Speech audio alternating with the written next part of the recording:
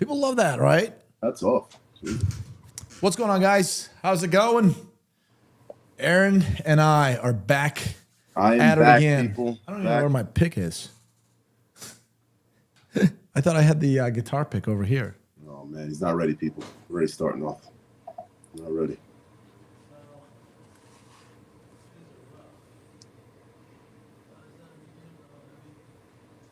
Dude, I keep losing guitar picks, man. I have no idea where they're at. Organization. What's going on, everybody? Aaron without a hat. Oh, dude, did you see that? Yeah, Candy shop. I got it back on. Hey, I can't see. Are there people signing on already? I can't see anybody's comments. You can't see the comments? No. Is this happening? I'm on my iPad. Maybe I changed my phone. Yeah. They're right there. All right, let me change my phone real quick. See if that works. You go ahead and proceed, man. Get that Star Spangled Banner. Do you hear the guitar? Oh, yeah. I hear everything well. Okay. So we'll start a little Star Spangled Banner and get this started. Let's see if this Dude, works. I need to get better at this. And why are you wearing where's your SIG shirt at? Can I change it up? Jesus. Okay. I'm just asking. come on. Take it easy. Hey, you're being a little I aggressive don't today. appreciate. I don't Aaron, appreciate you attacking me. Calm down. Calm down. Attacking me. Dude, I feel relax. attacked. Feel attacked. All Oh, no, right. it So, sucks. I can only see the comments on the second page of the login. what? All right. I'm going to the phone. All right, I'll start this.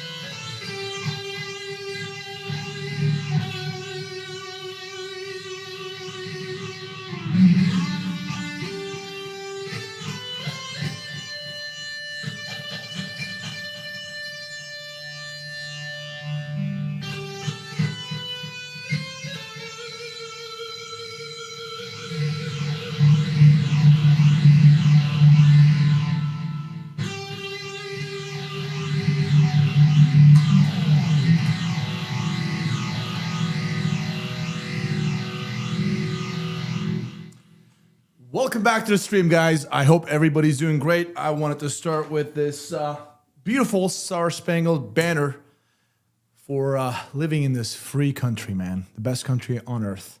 I truly believe that. So, Aaron, let me put you back up there. There he is. Okay.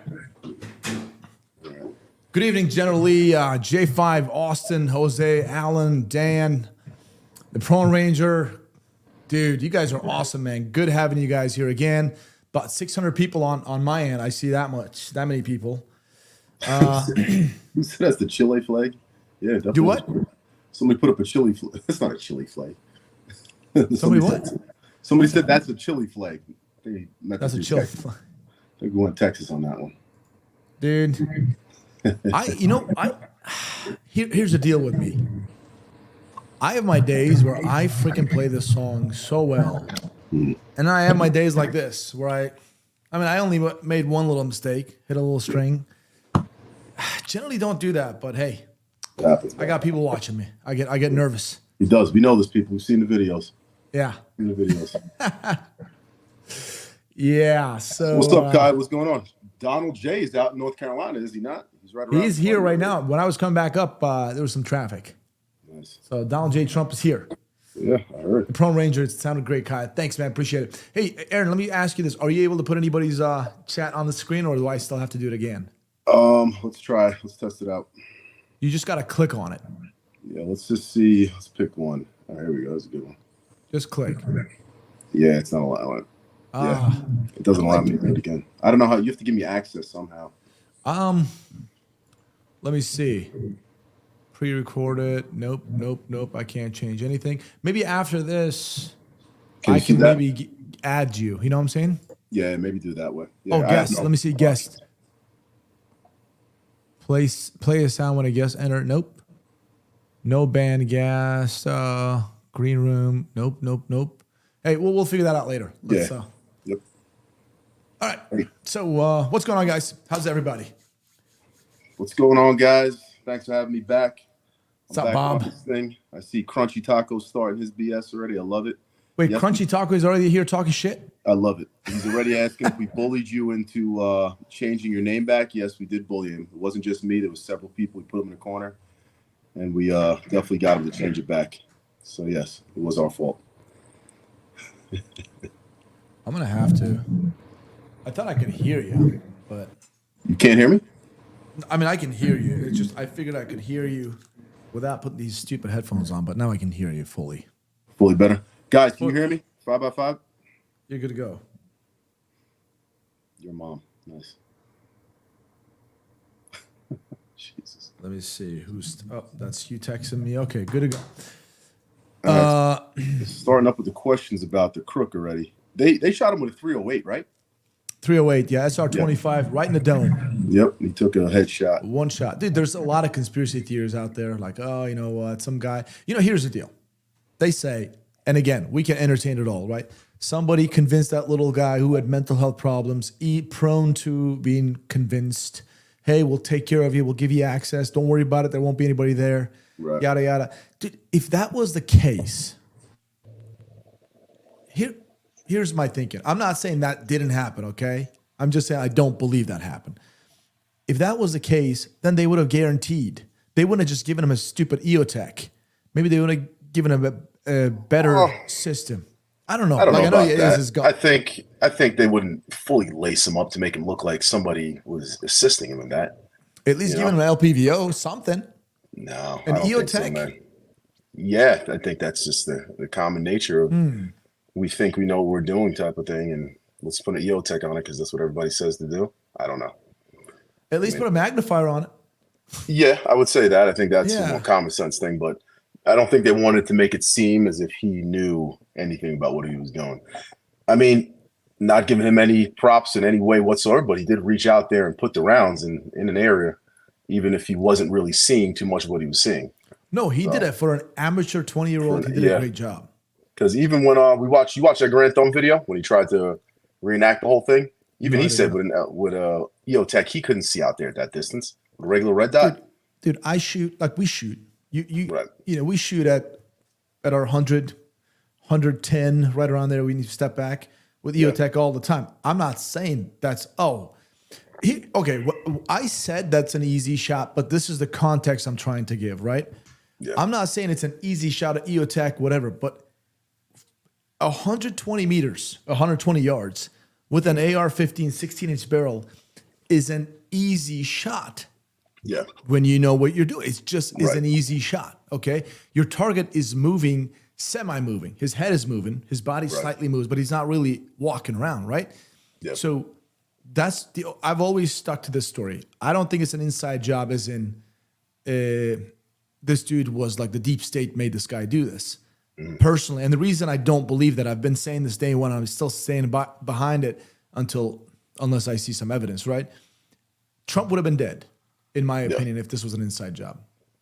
I believe so. I don't think they would have failed if that was an inside job at all. They would have had contingency plans and those things would have went accordingly. And then did you hear that he had a freaking drone? Damn, Secret Service didn't have a drone up, but he was out there scouting area with a drone in 2 hours before. Okay, I'm glad you brought the Secret Service and drone thing. Okay, well, I talked to you about Fred. Yeah. Listen, dude, I asked Fred that question. when I interviewed him. So, guys, I'm going to talk about that. This is going to be a little shameless plug. But, hey, I interviewed Fred Pyrie from Active Crisis. This guy spent 35 years in the U.S. government over in the Middle East, Nairobi, obviously, the Benghazi.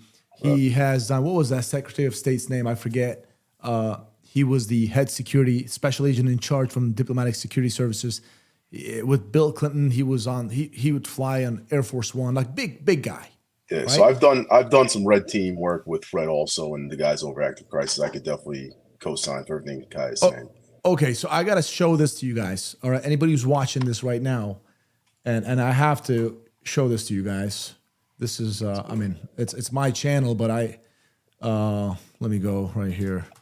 You guys have to see this. I sincerely mean this. Let me share the screen right here. I'm actually going to go right here. There you go. And then we're going to continue on that one, Aaron. Yep. I'm just going to play a couple of sound bites. Yep. All right, guys.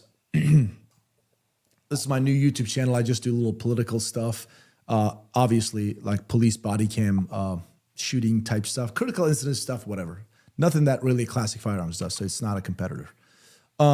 But anyways, here's what I did. It's right here. Where is it? There you go. Detailed expert breakdown of Donald Trump assassination. Welcome to the channel. All right, so this is Fred Pyrie from Active Crisis. You guys got to watch this video. I know it's hour and 50 minutes. I'm just going to go right here, right? No one's really sure right now. There's a lot of speculation. Exactly. What I heard about that is they just let them. I want to show you exactly where people need to be posted and all that kind of thing. This is all on the advance, anyways. It's all on the op plan, anyways. Correct. Every scenario. Everybody, it's scripted. It is scripted where people should be, and then it's scripted on your evac plan too of who should come up, and that gets kind of a lead in here as to what was going on. And all right, so you guys get the idea. This is an hour and 50 minutes. We did one part. Trust me, just put your headphones on when you're cooking or walking gym or with your family. Listen to this. I highly recommend it. There's a part 2 that we did just right here, and that's continuation of it. Aaron, you know Fred. Yes. Awesome guy, super smart guy. And he explains everything. And I asked him about the drone. Now that I'm going back to drone thing. He said it's a no-brainer to fly a drone. It costs you nothing because the Secret Service director, Cheadle, said that, hey, we didn't feel the need to because we had everything covered. And Fred said, hey, it doesn't matter if you have everything covered. It's a force multiplier. You just put a freaking drone out there. It doesn't cost you anything. Just put one technician and run it.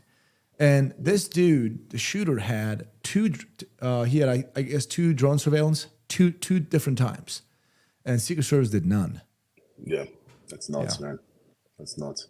Yeah. Hey, real quick, shout out to John Razor. Where's that? Give me a shout out. 740, John Razor of Active Crisis. Wait, Razor. Let me see. I gotta find it. 740. 740. Gave me a little shout out, so throw a little shout out back. Oh, if this is Razor, this is Fred. That's the man.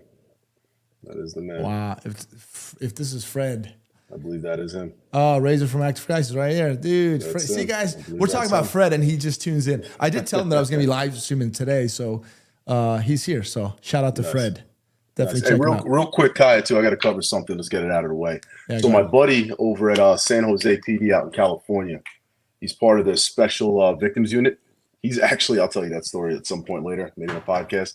He's probably one of the biggest reasons I actually got into cop work and how I got out in California. So he set us out some challenge coins. I got yours here also. He sent it out to my place. Next time I'm out there. What is that? Like their challenge coin. You see that? Dude, I want one. Oh, I got one for you. Hey, do you see where I'm pointing right now? Yeah, I got it for you. That's what I'm saying. He sent one out for you. He sent it to me. I got one for you. Love it, dude. Shout out to him. Thanks. Shout out to Chris over in San Jose. All the guys out there in San Jose, Hayward, everything like that. All the first responders. Just give everybody a shout out. Stay safe. Do your thing. But definitely, Chris, thank you for that. Yeah, doing the good work, man. Good work. So, dude, okay.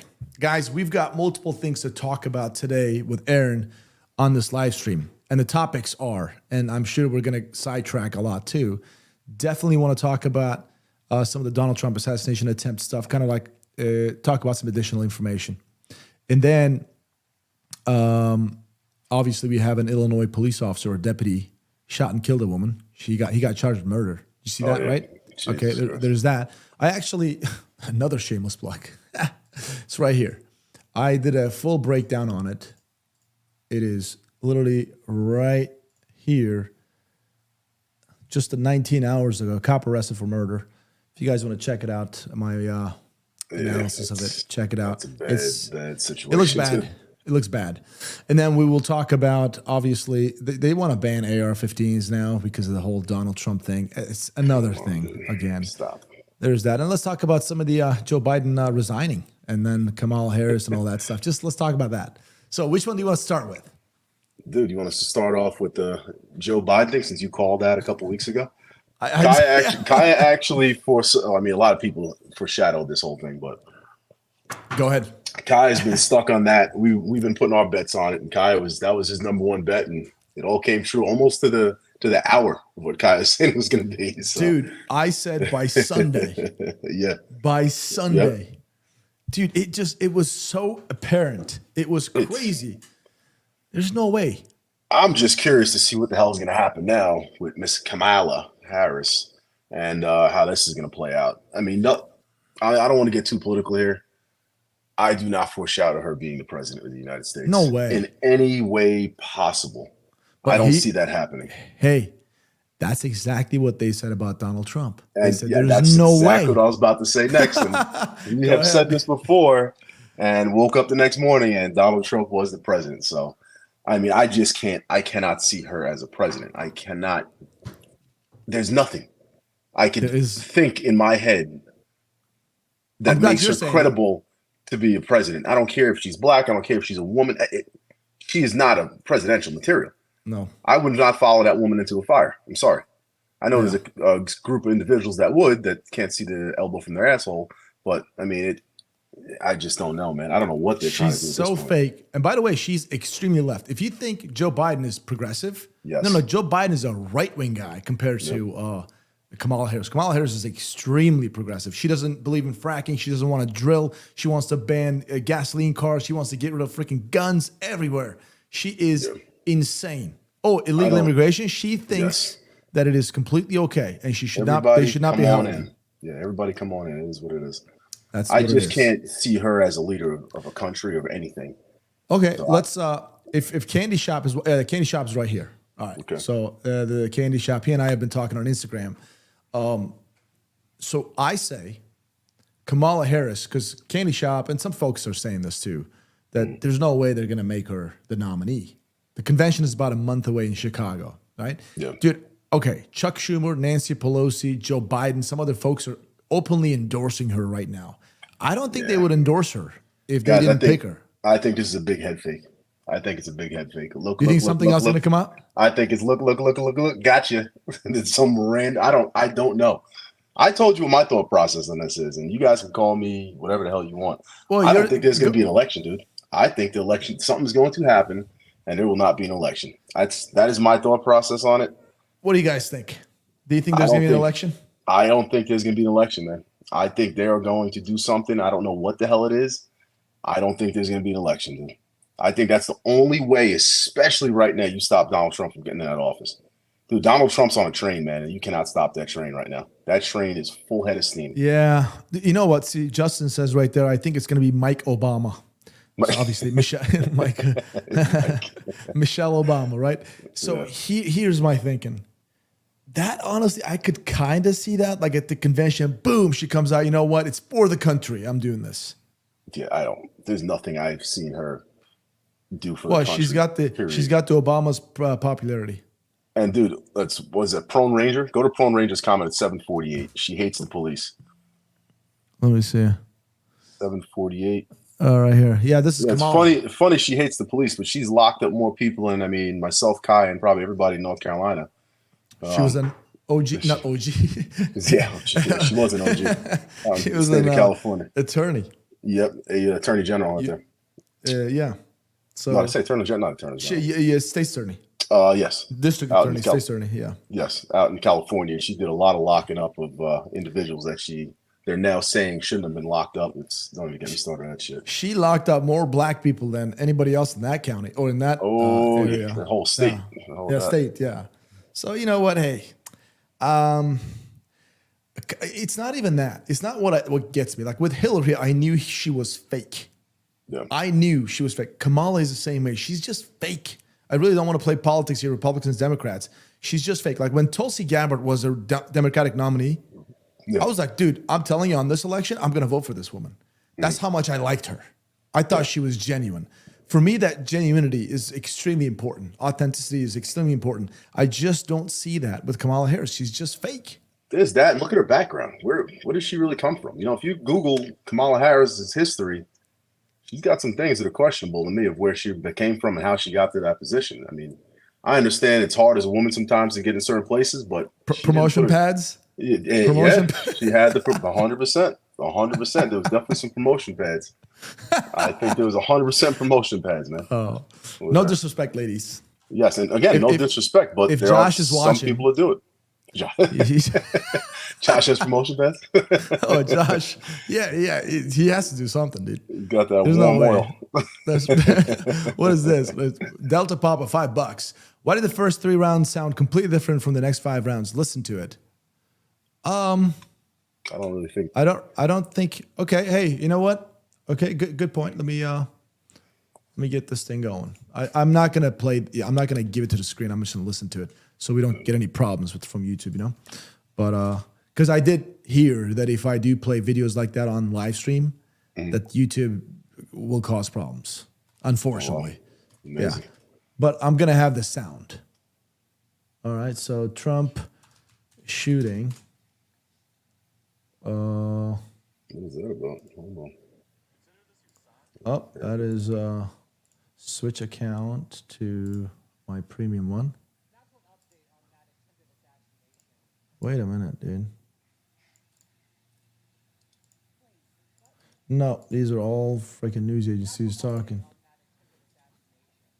Sometimes this YouTube sucks. Okay, let's see. Trump shooting video. I just want to listen to that. All right. Dude, the video doesn't... Is this it? The moment. Okay. I'm going to go ahead and... You guys can hear... But you can't see, which is good. I'm not going to share the screen. You can just hear it. All right. I'm going to play this and then change the screen.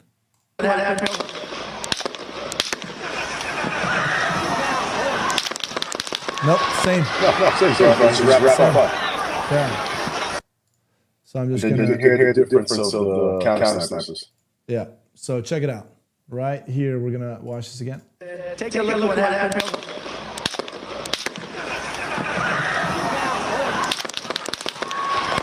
Yeah, just wrap. Oh, dude, I think you can hear that 308. Right after. Right after there's something. I just heard it for the first time. Hey, listen to it, guys. Like bang, bang. So he fires his 8th round or whatever, right? And then there's that loud something else, another caliber. Watch, listen. Take a look at what happened.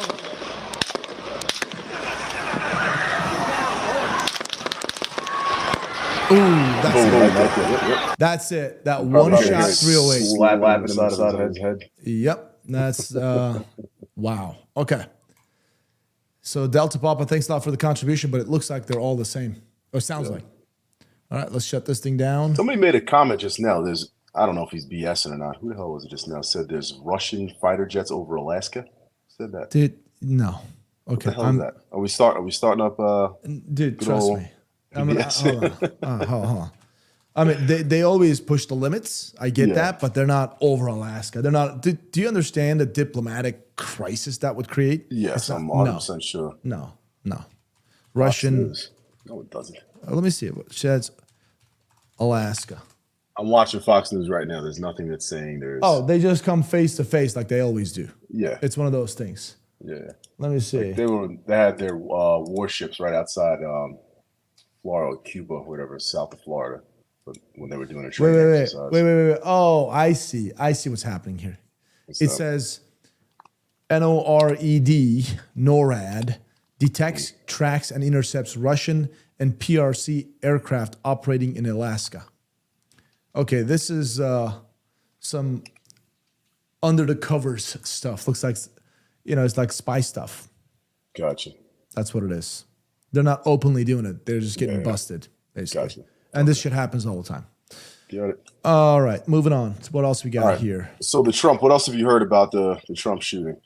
I mean, did you hear also that they had pictures of this damn guy floating around? So local PD apparently was doing their job. Apparently SWAT team, local PD, they had this guy spotted, had pictures of him, forwarded all the pictures and everything to Secret Service, and then I don't know what happened after there. All right. Aaron, you see this, right? Yeah. This is something that's been brought up numerous times, that there is another shooter. Oh, the water and the tower Secret guy? Service, but Secret Service Director Cheadle, who resigned yesterday, openly under oath said the information she had at that time, based on the information, there's only one shooter. I know some people are saying that there's another gunshot sound coming from somewhere else. I don't know. I don't know. What do you think? I don't think there was a second shooter, dude. I don't think so.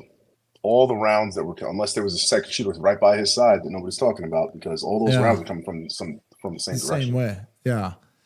Like, and honestly, unless that other shooter was too far away, like people, do you see how many people were there?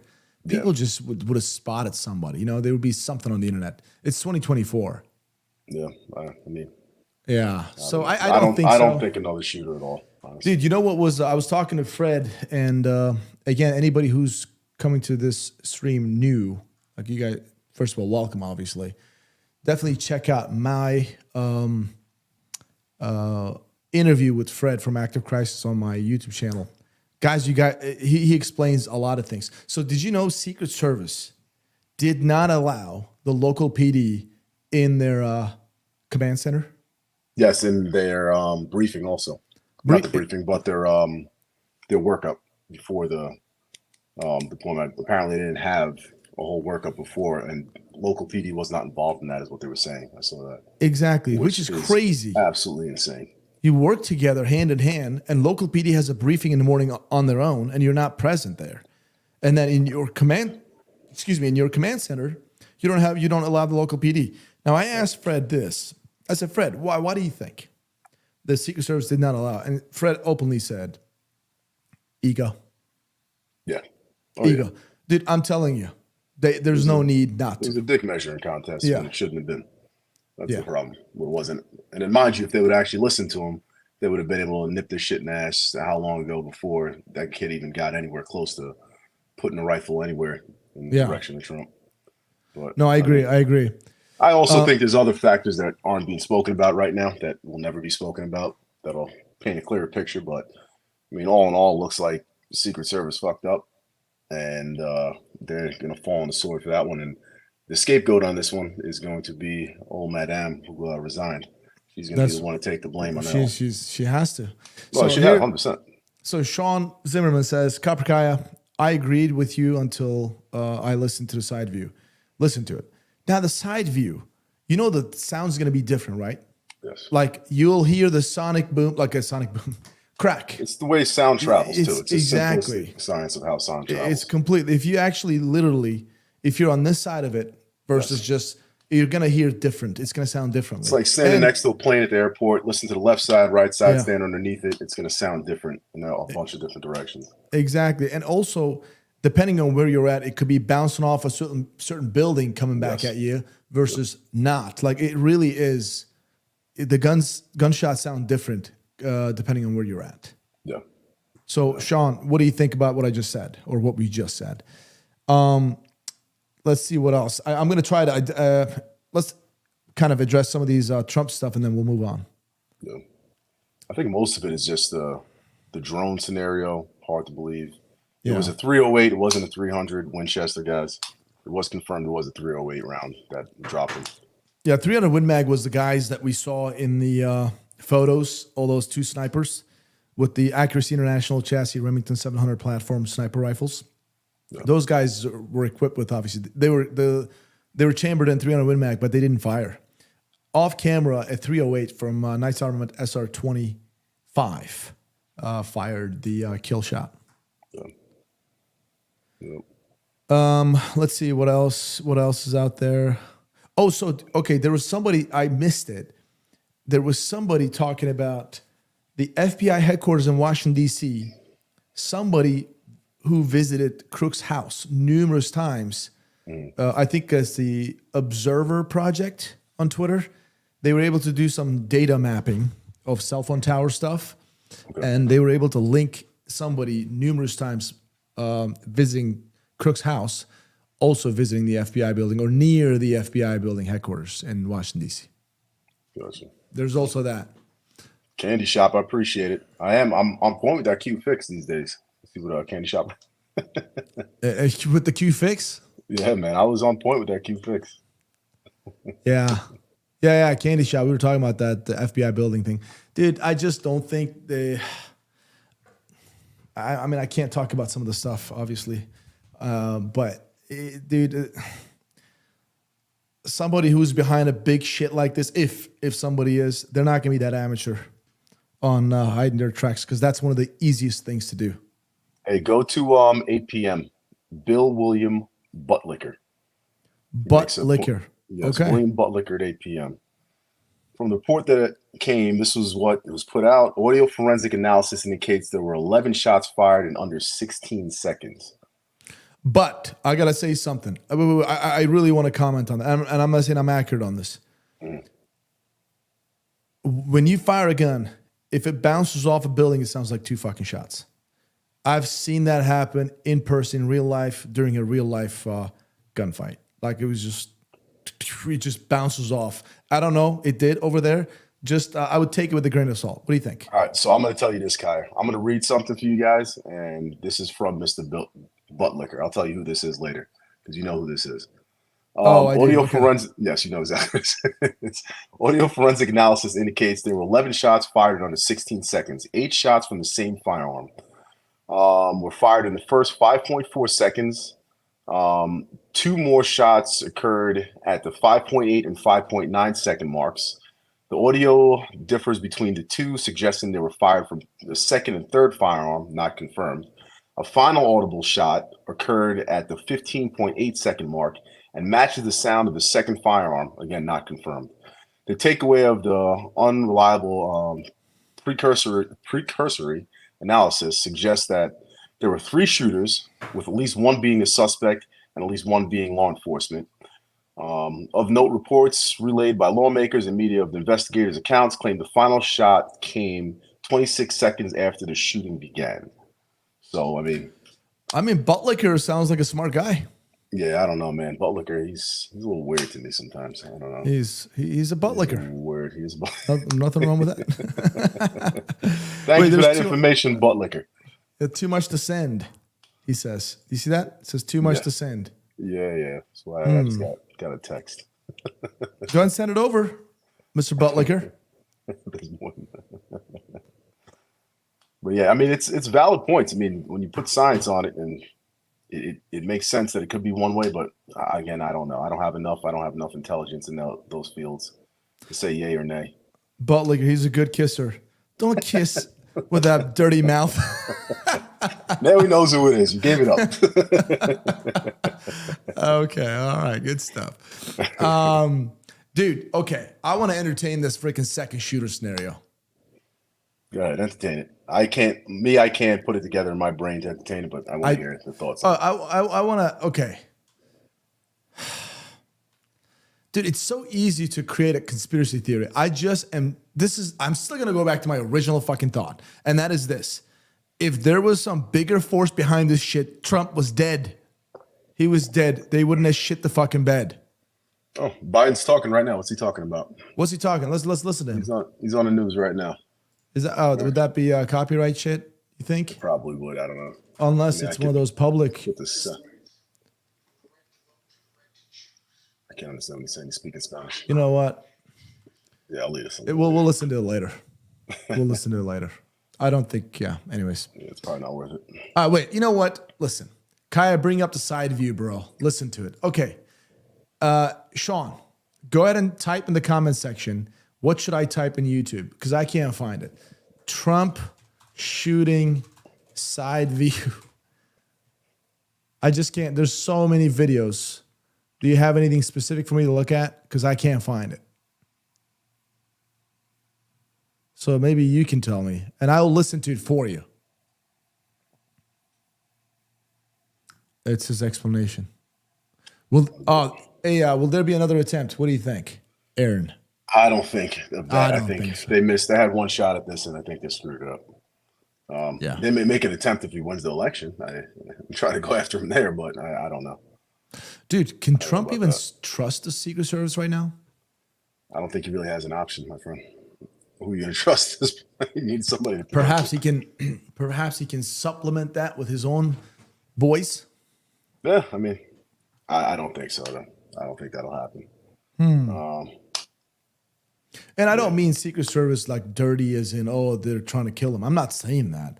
I'm saying the competency wise. You know, that's I mean, I think it's like any other profession, cops, Secret Service, military, whatever it may be. You'll always have your one or two bad apples. There's going to be people in there that maybe shouldn't have been there that got there, hence directors of Secret Service and things like that. So I don't think that you could really put everybody in the same category when it comes down there. You know? Yeah. Well, what was this guy saying? Hogan, what about the military guy next to the vehicle when they were loading Trump into Suburban? He looks. That was SWAT. That's okay. Pennsylvania SWAT, State Police SWAT. You pull a trigger on Trump, then no. I don't know. You're reaching, buddy. This is too much. Definitely reaching. Let's see what else people saying, because I want to move on to after this. Well, okay, let's move on. I think we're kind of beating the dead. I just wanted to see that side view. Candy shop. Hey, buddy, don't get ahead of yourself yet. Don't get ahead of yourself. I'm still sticking by. If there was an insider shit happening, if it was an insider thing, Trump would have been dead. I'm standing by that right now. Show me evidence. There's no way, dude. Look, the smoke says it was an inside job, dude. If it was an inside job, Trump would have been dead. Yeah, I'm telling you, he would be dead. I mean, I don't know. They're saying the Iranians are behind it, Russians are behind it, everybody's behind it. So who the hell knows at this point? Yeah, I don't know. But yeah, let's get to that next topic, man. I gotta answer this question. Look at that. Read that. 6'3" guy with Secret Service on the 5'11". That's got to yes, amen to that. But hey, here's the deal, Aaron. That's why I'm telling you guys. You guys gotta watch this. I'm gonna bring this shit up again. Please watch this right here. This video with Fred. What's going on in that stage? Yeah. It's cover and. Please watch this video, because I asked him. You know what he said? You know what Fred said? What's that? Fred said that the protocol is not to stand up the principal. Principal does not get to stand up. He said he can't talk about some of the specific techniques, but he said it pretty much like principal doesn't stand up. So the 5'11" woman, it doesn't matter, right? Yeah. You actually push the principal down, and so nobody can see the principal. That person is down, and you push him out as fast as possible and get him out of the X. In that case, though, but let's. Am I echoing? Oh, you're good. All right, there we go. In that case, though, let's really think about it. He's going to have to stand up at some point walking down the stairs, unless they're going to pick him up, which you're not going to all pick him up going down those flights of stairs. There's going to be a point where he's standing up there, which, again, it should have been all quarterbacked out and thought of. We got to get him the hell out of here. There's a flight of stairs he's got to go down. He's going to have to stand up. He's 6 fucking. Yeah, but they hold him down. They're holding it. He can't fall. They're all holding him. At that point, he wasn't being held down, and he was forcing himself up. But what I'm saying is the way they went down those stairs, there was no way. At some point, somebody's going to have to be not blocking him. Yeah, so at some point, he's going to have to stand up, and that's where your 6'4", 6'5", 6'6" security guys come into play, and they could stand up next to him and suck up any bullets that are coming his way. And apparently, like the Secret Service, they shouldn't have let him give that pose too. Yeah, none of that stuff. It's like you don't let that. You just move. You are the boss, not Trump at that point. Yes, that's what he was saying, 100%. Which makes perfect sense, right? Yes, I get it. All right, so you know what, Zimmerman? Sorry, man, I can't see that side view stuff. So let's move on to Aaron. Let's talk about the Illinois police shooting that lady. So you want to hear my original thoughts on that? Well, should we explain people what this is in case they don't know? Yeah, can we show that video minus the shot? Well, you can't even see her getting shot. So yeah, I'm not gonna. I'm gonna show this part. It's completely gonna be show okay. it to the right before the shooting, and then we can explain everything up to that. But this is bad news all around. Okay. Yes, the Illinois cop is the one who shot the lady with the boiling pot of water. Yes. Dude, he looks so familiar because I'm a former Illinois State Trooper. He looks so familiar.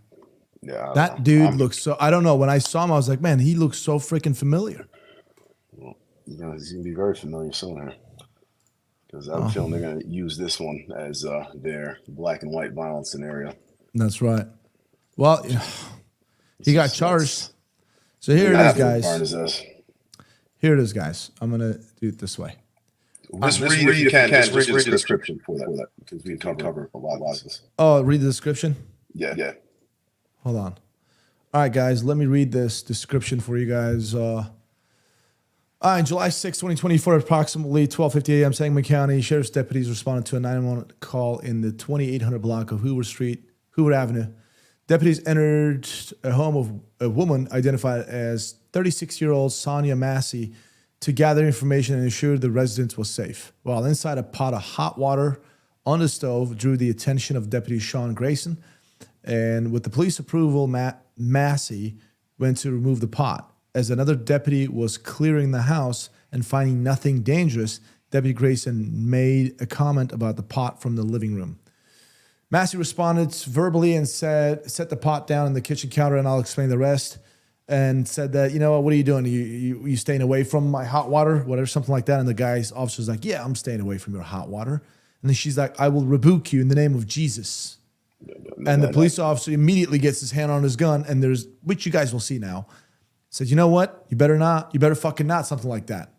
Okay? Aaron, when we do this, I already did a commentary on it. It's right freaking here. This is my thing. I'll give my 2 cents on it. I'm not even going to say anything. You go ahead and lay it out, brother. Okay? All right. So let it play, and then I'll take it from there. And it's a long video, so I'm going to bring it over here where they make contact, okay? Right here. Okay. We're not going to show the shooting, guys. YouTube guidelines. We don't want to mess with anything up. All right, guys, just real quick. You don't have to see this part. We'll get right to it. So get right to it. They're making contact with this lady. She's believing that somebody broke into a car. She obviously has some sort of mental illness. I've dealt with women like this before, or people like this before. I have a specific individual that I dealt with, did the same thing all the time. I'm sure they contacted this lady multiple times. They probably knew who she was, so on and so forth. They investigated it. They realized nobody's at the location. She's probably seen things. At that point, they tried deadening it. And then the call, but she wanted to show them paperwork on the vehicle, and they just wanted to confirm that the vehicle was hers. That's it. We can fast forward to when they're inside. That's basically what happened. All right, real quick. Millstrip duo. Kai, look at my super chat. Oh, there was a super chat at 753? Yeah, it's 753. Dude, I missed it. I apologize, man. Yeah, it actually lines with this. Oh, speaking of the cop arrested in Illinois, I grew up with him. I'm originally from Springfield. I also had 2 other friends on the scene. Oh, well, first of all, $5. Thanks for the contribution. Dude, let's watch this, Millstrip. And after we watch it, please write detailed. What do you think about him? I know nothing about him, right? I thought it looked very freaking bad, right? But let us know what do you think about him? How is he like? And those guys who are on scene, what do they think about this? All right, let's get to the... after this plays, cut the video off because I'm echoing. Oh, you're echoing in the video. I see. Let me see if I can mute you. No, that wouldn't help. No, just after the video's done, pull it, and then I'm not echoing anymore. Got it. Oh, we hurt you. You called us. Okay. So what'd you hear? Somebody keeps outside my house, y'all. Please, Is this your car over here? Please, God, please, God, please. Is this your car over here? Wait, you guys are hearing the echo too? I want to make sure the chat is not hearing the echo. Aaron, they're probably hearing from your speakers. They're hearing only when the video is playing. Yeah, So because when you cut these off, yes. are you able to? So just play the video. I won't talk, and then pull it off the screen. Yeah, but the speakers from your video. What I'm saying is, after this video is done playing, just cut it off, and I'll be fine. Oh, Please, God. that's not your black car in the driveway? Mm-mm. Oh, well, we checked your yard. We walked around the whole block. We didn't see anybody. Mm-mm. We don't. We checked the whole area. There's nobody out walking around. I know, y'all. Please, God, please, God. I'm trying to get help, y'all, but What do you need help with? nothing. I just, please, God, please, God, please. I don't know what to do. Do with what? No, let's move over here. They're talking, yada, yada. Get some information. Is that your car? No, that's not my car. Someone left it. And then they walk inside to get her information, to write a report and get out. It's an extremely minor call. Okay.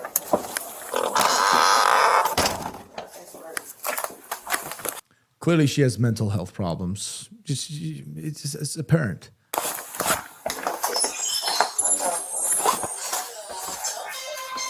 They coming back. I know they're already here. Okay. Hello? Yeah, I need, I got the sheriff department here, but I was calling for help from y'all. Okay, are you there with the? They're here in my house right now. Okay, I'll let you go. She's talking to No, hold dispatch. on, wait a second, sir. You can hang up, Codwell. For what? You're there with the deputy, correct? No, hold on, okay? You can hang Hold up. on for what? Just 1 second, okay?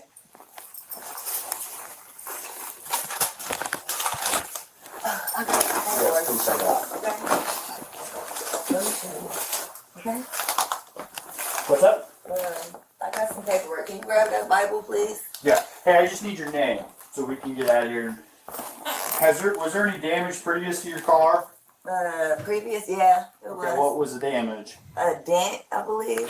What about windows? Oh, it was something that happened earlier. Okay, perfect. What is your last name? Uh, Shouldn't have to think about your last name. You're not in trouble. I just need to attach. Massey, Huh? Massey. You have an ID? That'd make things so much easier.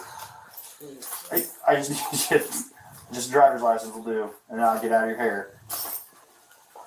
I want to show y'all my paperwork. I will What? get your paperwork. What paperwork? Okay. I got some paperwork. Well, just from- get your ID real Well, let's quick. get your so I ID can attach it. first, and then One task at a time here. Okay, let me Here, find grab it. your ID for me. Hold on. Okay. Your ID. One task at a time. So let's do an ID, and then you can dig around for your paperwork. I don't know where my ID is. You is it in that stack right there, maybe? 1 second. Check on her. Let me get this. No, we don't need a fire while we're here. Right. Okay. Let me see. Okay. All right, now it's gonna get weird.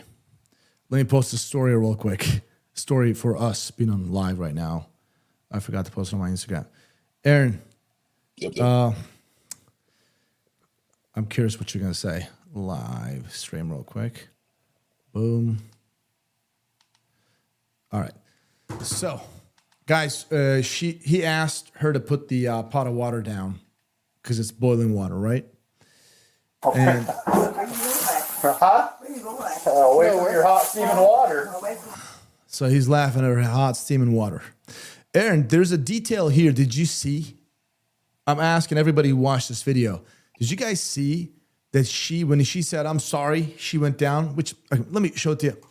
In the water? Yeah. Oh, I would rebuke you in the name of Jesus. Huh? Rebuke you in the name of You better fucking not. That's where we got. See? I'll rebuke you in the name of Jesus. And he's just like, you better fucking not. I mean, I will not say anything until you say your thanks because I've already said my stuff in the video breakdown. And I've been, and I know you have too, I've been in scenes just like this many times. Okay. I'll fucking shoot you right in your fucking face. Yep. Don't say that. Okay, I'm sorry. Drop the fucking pot! Drop the fucking pot! All right, I'm going to stop right here because I don't want to get banned here, okay? All right, I'm hold gonna on. fast forward it. No, it's right here. You're not gonna see anything, right? This is the part when it's done. God damn it. Fuck. God damn it. You good? I'm good. You good? Yeah, I'm good. What's she got? Let her fucking just. God. Isn't that what you do, man? Fuck. By the way, this other officer, the camera, the video that we see, his body cam officer, he wanted to get render aid. So let me go get my kit. He's like, no, that's a headshot. She's done. That's what the other guy said. You good? Okay. Fuck. Well, I mean, you know, what else do we do? I'm not taking hot boiling water to the fucking face, and it already reached us.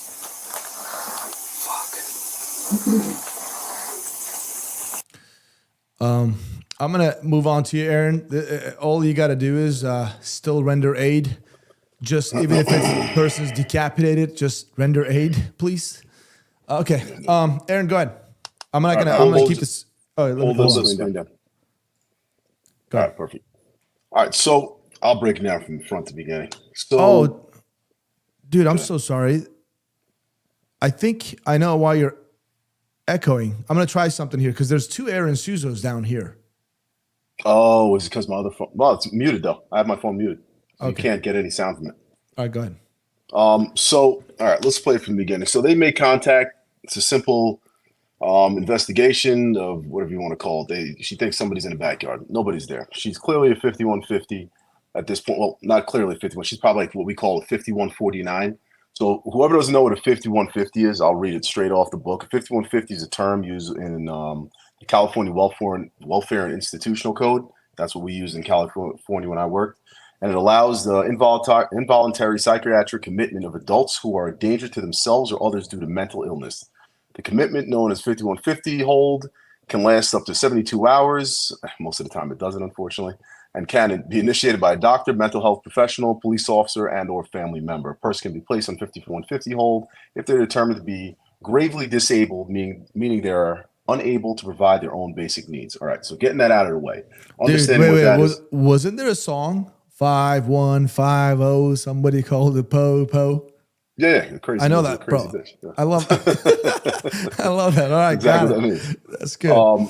So understanding that, once they got inside, that's where we start having the questions. Is she 5150? Is she 5149? She's saying she's hearing things, blah, blah, blah. But that doesn't mean any, to me personally, nothing escalated there.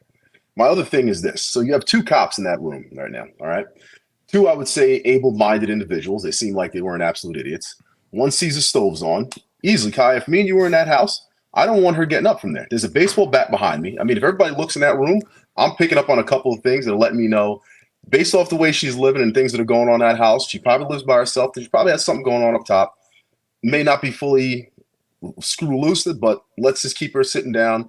She can't focus on one thing, as in getting her ID. You could see she has issues even just getting that simple topic going. Let me stand in front of her, keep her where she's at. She can't move. Do me a favor, Kai. Go turn that water off real quick. That solves that problem right there. I don't want her walking around the kitchen. Okay. Now, again, I'm Monday morning quarterbacking this thing, but this is exactly, I know what I would have done, and I'm sure there's several other people that would have done the same thing. So this, go ahead. No, I agree with you. We don't let people walk around the kitchen and stuff like that. Generally depends on the call, who you're dealing with, because there's knives and shit like this there. Exactly. However, dude, I have found myself in exactly very similar situations. Very similar, right? I've had people cuss at me and say, you know what? I'm going to kill you, motherfucker. Like, I've had people tell me that. I'd be like, man, why? What did I do to you? I would talk to people. Like that lady said, I'm going to rebuke you in the name of Jesus. I said it in my breakdown video. This is the first thing I would ask. I'd be like, why? What did I do to you? Exactly. Come on. Why you don't have to be like this. Dude, you got to talk to people. There's ways to de-escalate things. I understand she could be 96. Verbal, dude, your mouth is the biggest weapon you have in that job. In police work, better than your gun, better than a baton, OC, taser, your mouth and learning how to talk to people is your number one weapon to everything. So let me just run through this real quick. And yes, it's called Baker's Act in Florida. Correct. Somebody just said that. Yeah. So at that point, I'm telling you to shut off the water, but he doesn't, and he allows her to go in the kitchen. Okay. She's got hot water in her hand with two pot whatever, the pot mitts. When she says whatever she says, at that point, she puts the pot down. She puts her hands up. She bows down. And with keep her hands going. up. Keep going. And then what? And then he says what he says and fucking puts a round in her head. All right. What part am I missing? I'm about to show you guys something. You guys What part all did I ready? miss that we're talking about? You guys all ready? Everybody watch the screen. Everybody Are you talking watch about where this. the water's on the floor? Nope. Just watch the screen, Aaron. Everybody ready? Let's do this. All right. Let's go to the other body cam footage. No, we can't see it on this one. He doesn't have a body cam on. No, the other one. Right before he shoots her. Okay. This is going to be very interesting, guys. I'm not saying this is justified, okay? All right, you ready? Let me do this. Playback speed, 25. Are we talking about water that comes out? Nope. You'll see something. I'm going to show it to you guys.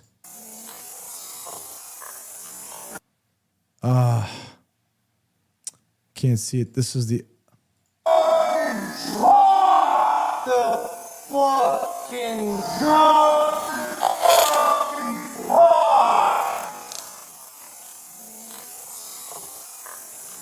I can't see it.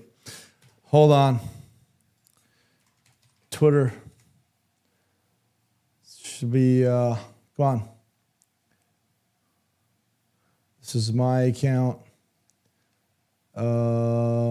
Where is my profile? There's my profile. And right here. You guys are going to see it now. All right, watch this. Pot down on the counter. That's the pot. Mm-hmm.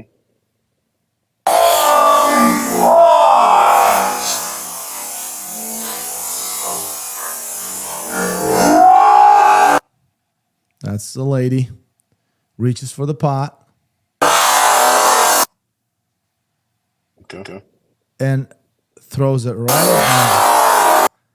Like throws it right at him with the water, and then the officer opens fire. However, I'm not, this is still not justified. Nah. No, it's not. I'm just saying, I just wanted to show that angle too, so everybody knows everything. All right, pull that down again. Let me say something. All right, go for it.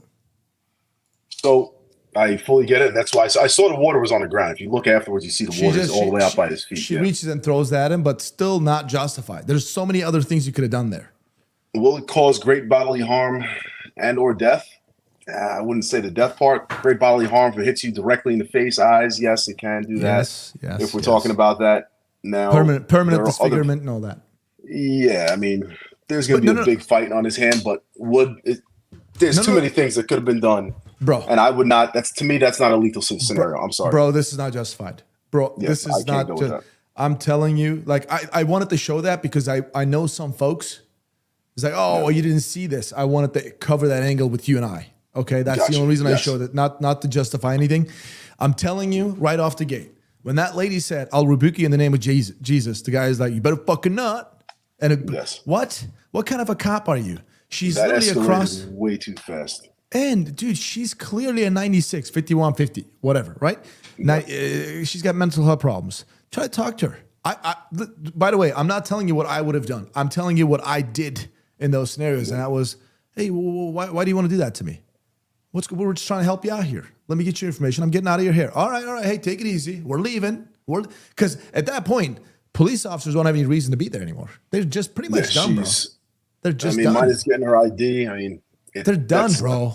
They're done. What priorities? He's gonna have a very hard battle uphill on this one if he does get out of a murder charge. But I mean, and then he has a history apparently. Okay, so let's talk about that. And by the way, I just highlighted a chat. Okay, I'm gonna put this on the screen just as a side note.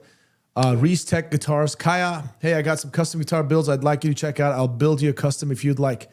Damn. Reese, I would love that. I sincerely mean it. Can you DM me on Copper Kaya Instagram? COPPERKAYA, Copper Kaya.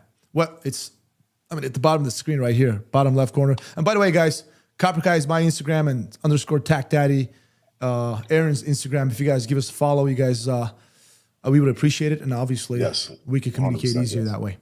And we give you guys updates on some of the stuff that we're doing too. So that's it. If you're interested. So anyways, let's get to that history. What's Milstrup, his friend says, the only thing I could see is a low possibility of a hung jury. She did throw the pot at him, but dude, I'm telling you, listen, she did throw the pot at him. The reason I showed that, to show you guys, even that was insignificant. Okay? Why you I wouldn't say it was insignificant, but it's not enough for lethal force. Do you know It's why not it was? enough. Do you know why, in my personal opinion, it was insignificant, Aaron? I'm not saying hot pot of water boiling is not significant. I'm just saying, why are you walking towards her? Yeah, Why? This is true. That's You are what I'm closing saying. distance Why on are you something where freaking shouldn't be closing created. distance? There is no hostages inside the house. She can barricade. She can barricade. Even, you know what? If that woman pulled a knife, you know what I would have done? Take a step back. Take a step back. Yep. Get out of the Take a freaking step house. back. Stay Get at the outside. door. If she does come outside Yeah. that door, then yes, you put her down. Then you do. But I'm okay with her barricading in that freaking house. I'm okay with that. She's nobody else in that house. And I guarantee those cops knew who she was too. And that's what I was saying too, is that if she is a 5150, 5149, there's been many calls. We had a lady, and I could say at this point, 'cause I don't work there anymore. We had a lady by the name of Me Too. Me Too, I swear to God, she's like, looked exactly like this lady, black lady. And she used to tell us all the time that somebody would break into her house, kids would break into her house and steal the meat out of her refrigerator. Me Too had the highest security level of a fridge, chained, closed. I don't know how she got in the damn thing, honestly. And used to have it chained, literally closed with padlocks and everything, and tell us the kids got in the fridge again and stole the meat. And we'd be like, Me Too. We'd go in there, obviously, and do our little dance and like, Me Too. There's no way in hell anybody could have gotten to this fridge. It's physically impossible. Right? You know, just to do the song and dance, and then we do, all right, Me Too, have a great day, bye-bye. Dude. Me Too had the highest volume of calls, probably to this day, to her house. Like, at one point, we had one cop that got tired of getting called there so much, he gave her his personal cell phone and said, just call me, so we don't have to keep doing this dispatch thing, and I'll just come over there, check it out, and be done with it, you know? Yeah. And I'm sure it was probably the same scenario such as that, but, I mean, that's a whole nother Right here. house. Ian says, letting her into the kitchen was negligence. I don't. Okay, Aaron, you and I have a little disagreement here. And it's okay, right? The reason I don't fully agree, let's just say like 75% don't agree. Because, dude, I've let people into the kitchen. Because not everybody, you look at them as danger. I understand she is 5150. Maybe there's that aspect of it. Hey, you know what? You don't know what she's going to do. Here's the thing. At this point, she's not 5150, though. They haven't proven anything at this point that says that she's gravely disabled or cannot take care of herself. Just because you see and hear things doesn't mean you're gravely disabled and can't take care of yourself. Agreed. Are you eating? Cool. Can you understand how to boil water, clean yourself? Did you smell like she's been sitting in shit for the past 10 days? You're not gravely disabled.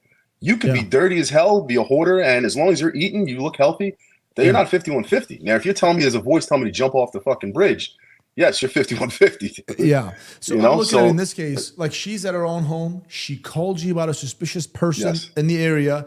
She is literally not a person of interest. You're there. You're making contact with her. She can freely move around her house. Like at that point, and that's what I'm saying. I'm not going to be like, no, you can't go to your kitchen.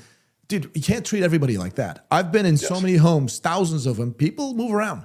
You control people that you deem dangerous. They could be suspects. You have a domestic dispute, husband and wife. You make that call on the spot. If I was a police officer in that scene, I would have let her go into the kitchen because I wouldn't have had any problem with her doing that. And here's the other thing also. You explain to people. I've been in calls before too where I'm like, you know what? Just based on the fact that you have knives and dangerous things in there, can you do me a favor to sit on the couch? No, fuck you. I'm going to my kitchen. Okay. Do you need me for anything else? No? Cool. I'm out. Take care. That's it. And honestly, I've done that before. Yeah. Now, if you need my help, you're going to have to sit on this couch, figure out what's going on here, and then we'll take it from there. But if you want to tell me go fuck myself, I want to move around my house, feel free. Move around your house, or we could go outside and talk, however you want to do this. But I don't feel safe in this house right now. I've just communicated everything to you and where my thought process is.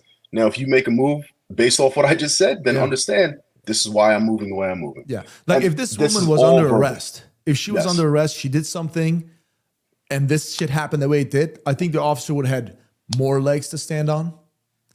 Even though it's pretty still bad, but he would at least now he's like, you know what? He was trying to control an arrestee. That was his job. In this case, she's at her own home. She's not a suspect or anything. You're just trying to get her name so you can write your, not detained. You're trying to write your stupid ass short report and get out of there.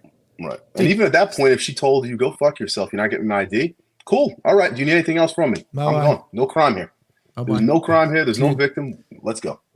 Dude, pick your battles, man. You can't just be fighting everybody, right? Yeah. That's it. But hey, wait, Milstrup said something. I totally missed it. Says Kai had another comment above talking about his history and my other friends. Okay, so his history, I think I saw that. This dude, Aaron, I want your take on this, 6 departments. It's how the F is that possible? 6 departments in I don't know how many years? Yeah, there's got to be something. No, but 2 DUIs, but he said, no, hold on. Oh, 2 Aaron, DUIs. You see that? He's right there. Look, and 2 DUIs. Oh, shit. 2 DUIs and 6. But here's the deal. Aaron, you've been through a police officer application process before. How many have you gone through? I know you work for Hayward. Is that Just the only one? This was Hayward. Yep. Hayward. But did you apply for other police departments when you were trying to be a cop? Yeah, so San Jose and Hayward I applied to. Actually, that's BS. Jersey State Police, NYPD. So yeah, I applied to a couple. So you've gone through some process. You know how rigorous they tend to be, right? They do backgrounds, all that stuff. Bro, when they get to your background investigations, even during the application background investigation, they ask you everything. If you're fired from any job, which I was fired from, I was fired from a couple of freaking jobs at a hotel. I mean, I was a manager. They're like, get the fuck out. I got fired. You know, I didn't do a good job. And the other job that I was late to work all the time, they fired me. And I remember telling them this, and I had to explain my ass like big time. You get fired as a cop. Now that's a huge radar. Like your radars are on 6 departments. Yeah, I would love to know what those 6 reasons were for him getting let go or trading out or getting fired, whatever the terminology. Yeah. Look, I've changed. Hold on, what a second. What? Will Lessard at 8:36. What is this? Can I ask you a question? When you hover over their comments, are you able to star it? Can you press that? It doesn't let me do anything. I'm pressing star and it won't let me do anything, dude. Okay. It's the same thing. Trying to see if you can highlight. Will what? Will Lessard? Okay, Will Lessard. There we go. I've seen several articles with officers kicked out of the Army for serious misconduct, in addition to being part of 6 different law enforcements in 4 years, plus the DUIs, I guess. I mean, I don't know, man. Doesn't seem like his cards are stacking for him at all in any way. And I mean, guys, I'm not battling for bad cops. If this dude is a bad dude and he fucked up and took that lady's life the way he did, that's a fuck up and he should have to deal with it accordingly. And it seems like that's exactly what's happening here. That was a bad shoot. I don't see in any manner of how that's a good shoot in any way. I don't. I can 100% say that guy fucked up, and I mean, that's not God good bless shoot. that lady. Rest in peace for that one. I just don't want this to turn into a black-white thing, which is exactly what it's going to turn into, especially at this time of what's going on in the world. We know where this is going. They're looking for that one, and you just found it. Yeah. I just don't want it to be that way. It's unfortunate. The cop was a douchebag, black, white, Spanish, Chinese. I don't give a shit. That was fucked up. That lady obviously needed help in other ways, and he didn't do what he should have done. The other cop being there, I can't really say too much about the other cop. He didn't have the chance to freaking react, honestly. The shot was off before he even knew what the hell was going on. That's a good point. What do you think about the other cop? I thought he was actually good. He was proper about everything. He was proper about everything, especially for the speed it happened and for what he was taking in as fast as it happened, and then going to do first aid. Like, you got to do first aid. I'm sorry. That's fucking that bullshit. he asked for a first aid and the guy's like, no. And then after, if you listen to it for a little bit, he's like, man, can I at least stop the bleeding? And the cop you shouldn't have to ask. Get the fuck out of the way. Go do your job and let him fucking circle around a little bit. Yep, exactly. So let's see what else we got. Greetings from NJ. NJ in the house. We're part of Jersey. ZNY. Jersey Shore, man. Jersey. Remember that show? Jersey Shore? That's your cousins? Jersey. Your cousins? Watch no? your mouth, guy. Watch your mouth. Remember that hairstyle? That was so great. Dude, wait a minute. I'm not talking about the Jersey stop. I'm not talking about Jersey Shore right now. I'm not doing it. I'm not fucking doing it. Guys, this is where Aaron is from. I want you guys to see this shit. So anybody from Jersey knows I am not from there, so stop that right now. Do not. This is literally. Oh God, I wish there was a. Come on, man! I can't find good. There's some. There it is. This is one of Aaron's cousins. All right, here it is, guys. See, Aaron, this guy's from Jersey, so this is how you guys are, huh? I swear to God. Look at that guy. Look at that stud. Look at that. Bro, I never had enough hair to do that. Look at that stud, dude. What about? Oh, look at this guy. Well, that's Paulie, man. I mean- That's my guy. Jesus, look at that hairstyle, bro. There's so much gel in that thing. You could break down a wall with that, dude. You know what? They're gonna have fun. Most of If you them, guys they're not from Jersey. Most of them. Most of them are not from Jersey. I'm from Jersey. That's what they're saying, right The there. situation actually was from the town right over from me. So I lived in Old Bridge, and he was from an Alpin, which I hate saying this. Remember this guy? I mean, gal. Oh, What was her name? Meatball. Snooky. Snooky. Yeah, there it Snooky is. the meatball. If you guys are into some Jersey ladies. All right, guys, I'm wrapping it up on the podcast. I'm getting out of here. all right. We're back. Jesus Christ. Okay, we're back to real estate, North Carolina or Florida. All right, so here it is. Yeah. This always comes here. And guys, I sincerely mean this. You guys want to ask me anything about my law enforcement career, local, state, federal, including the FBI, I'm very open to talking to you guys and give you my honest opinion. I just generally don't take folks who are talking shit seriously. You know what? If you got no respect, then you got nothing from me as well. But if you guys want to engage in honest discussion, I'll be very happy to. And Aaron, you've been the same way too. Oh, yeah, very happy way. to. Yeah. I'm opening up more and more on these platforms too, so you might get more information out of me at some point. Kaya, do you trust the FBI with the investigation as a former agency? That's a very freaking good question. What I can say is this. I do and don't at the same time. I don't trust the executive management of the FBI to a certain degree. Not all of them. Some of them are solid, but unfortunately, it's a big machine. But the boots on the ground, dude, a lot of them are good people. A lot of them that I have known, good, solid people. Like I've worked with agents. Like if you met him, you'd be like, man, I want to be friends with this guy. They're good, solid agents. Now, I understand the take on the 2A community that some of the agents are kicking the doors of churches and arresting honest working Christians, and the domestic terrorism folks are identified more on the right than the left and all that. I get it. I got no comment. I never worked any of those cases before. Mine was strictly international spy, counterintelligence stuff, right? I worked some countries who were trying to operate here and all that stuff that I can never talk about. I do not trust, to a certain degree, the executive management of the FBI. That is the only reason I'm out, because there's a couple of absolute big-time assholes. They really do have a narrative, and they ask questions to confirm the narrative, not deny. You guys got to understand this part. This is what I've firsthand witnessed it, guys. To confirm, not deny. You would think that, oh, you know what? We're here to find facts. We're here to confirm or deny this allegation or whatever this may be. Nope. What I saw was like, hey, how the fuck do we confirm this shit? That's what I saw, and I that's why I left, man. That's not why I'm not there. So I'm not sure. I'm 50-50 on this investigation. We'll see what comes out of it. I got a couple I gotta answer here. Go ahead. Lisa Conley at 841. I want to run down here. People talking shit about Jersey. I'm gonna crush them real quick. Good. Go to 841 Lisa Conley. 841. Looking good, Aaron. Have you guys thought of a calendar? So we're gonna talk about the calendar. Then we gotta get a classic firearms calendar. We're gonna do it, man. We're gonna have the camera guys on. We're gonna have just guns on our body, things like that. So that one's right for you, Lisa.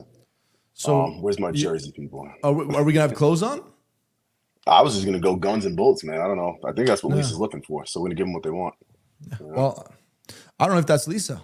That could be Jose under Lisa here. You know what I'm saying? You never know. We'll never know. As long as they're paying, whatever. Just no touching. Former FBI, that's dude. what it is. Former FBI. Guy, it's not your first time in a room getting naked with somebody. Come on.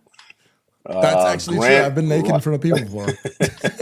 Grant Rasha at 842. Oh my God, you guys are taking shots at everybody. 44. Sorry. This is the wrong guy. I mean, same guy, but wrong time. Yeah. There you go. Rules of dating. Ooh, let's go. Don't get involved with someone who has a publicist or has lived in NJ or Long Island. So I'm 2 out of 3. I was born in Long Island. I lived in New Jersey. So I guess I'm sure. Are you a publicist? Because I can't date I'm you. not a publicist. Oh, okay, Well, I can. No, I got 2 out of 3. So I don't bat 100%. Dude, hey, ZNY, what part of Central Jersey are you from, man? Where's CNY? Where? NY. He says he's from Central Jersey. And then go to 842. Z3NY at 842. Ask the question here. Oh, go ahead. I kind of explained mine, so you guys heard mine. I've explained mine previously in some podcasts, but I'll say it again. And I think you're the Central Jersey guy. So tell me what part of Central Jersey you're from, man. I'm from Old Bridge. Why did I leave LE? Honestly, I got into a bunch of shootings. And then after those bunch of shootings, California was getting extremely crazy in reference to putting certain people together and trying to get certain task force together to hang cops for OISs. All my shootings were 100% legit, clean. Never had any hang-ups on them. Political bullshit, dude. Yeah, and at the end of the day, it was more political bullshit, and there were some things that happened in the department that I'm not going to share that part out here, but there was a scenario that happened in the department that I was not happy about, and they were hung up on that one. So I decided to leave on that, and I left. And the way I left with disability retirement. So I got out in that manner. So, but yeah, I grew up in Mattawan. You're right around the way, brother. Where? Jersey City. Yeah, Z's from. What time? What time? Where's it at? So, speak English, dude. ZNY again at 846. We're talking Jersey now. So you live in Old Bridge. What part of Old Bridge, man? That's where I'm from. 846. This is 846. Grew up in Mattawan. Oh, he's right under that. Oh, we can skip around on this, man. Let's talk other things. Me and Z have a conversation side by side. Now in Tom's River. All right. There you go. Close enough. We're probably around each other at some point. Close quarter. Oh, when are you guys going to do more close quarter combat stuff? So we've got some stuff going on. I don't know if we're going to put any names out there, but we're going to be out in Virginia somewhere soon, probably the end of August. We're going to do some close quarter combat work. And you guys are definitely going to love the guys we're working with up there. We're going to definitely do some good stuff. And then I think we're going to do some stuff maybe down here, Kaya, in Florida. Somebody just moved out here to Florida. I don't know. We got to talk to somebody. Is that the Buttlicker? I think we got to talk to Buttlicker about doing some CQB in Florida. Yeah, Buttlicker. Because you know what Buttlicker told me? He's like, dude, you can move down here too. Me, you, and Aaron be like so cool. And he's right. He's not kidding. I think it would be freaking amazing. That would be awesome if we did that. So, well, I think I may do that, dude. I'm serious. Let's sit down and talk to him about it because I'm sure we could definitely do something down here for sure. But so we'll definitely have some video stuff by the end of August. We're gonna do some good work with some guys, and I know who that is. Yes, hello, Daddy. Daddy sees you too. Oh, dude. Look at your text message, guy. I'm looking at my text message. Yeah, look at the text message. I mean, you don't have to tell me that I'm former FBI, so I can tell. Yeah, you got it. I got that pretty good. Candy shop. As long as you love me, dude, that's it. If you tell me you love Aaron more than me, I'll be fucking jealous. So don't fucking do that to me. Don't fucking do that to me, Candy. Guys, definitely getting jealous. Do not do that. Definitely getting jealous. Oh, wait, dude. Aaron, if you live in Florida, you got to stop by. Candy, where do you live? Where do you live out there?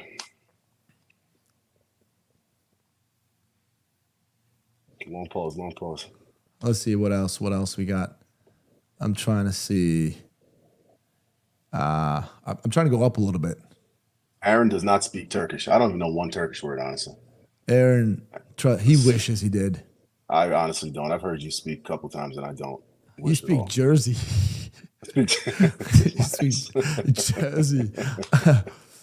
What else we got? Rules of dating. We already identified that. Longwood, Florida. I know we missed some of the stuff here. Oh, I just saw this shit. Candy shop. There you go. Paulie D looks like he could be your brother, man.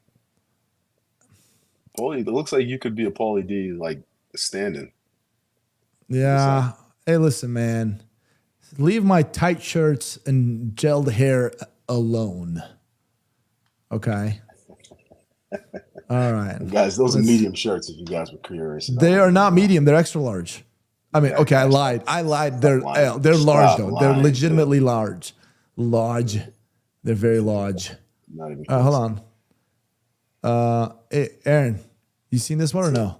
That's actually I've seen legit. a I picked recent video. everybody Dude, 12 hours they were gone. gone. Yeah, everybody. Yeah. I picked one up too. Mine is at the Immediately had to studio. put my hands on it. That's I mean, why I come told him on. put one on the side. You cannot do that. Yeah, we just got them all out.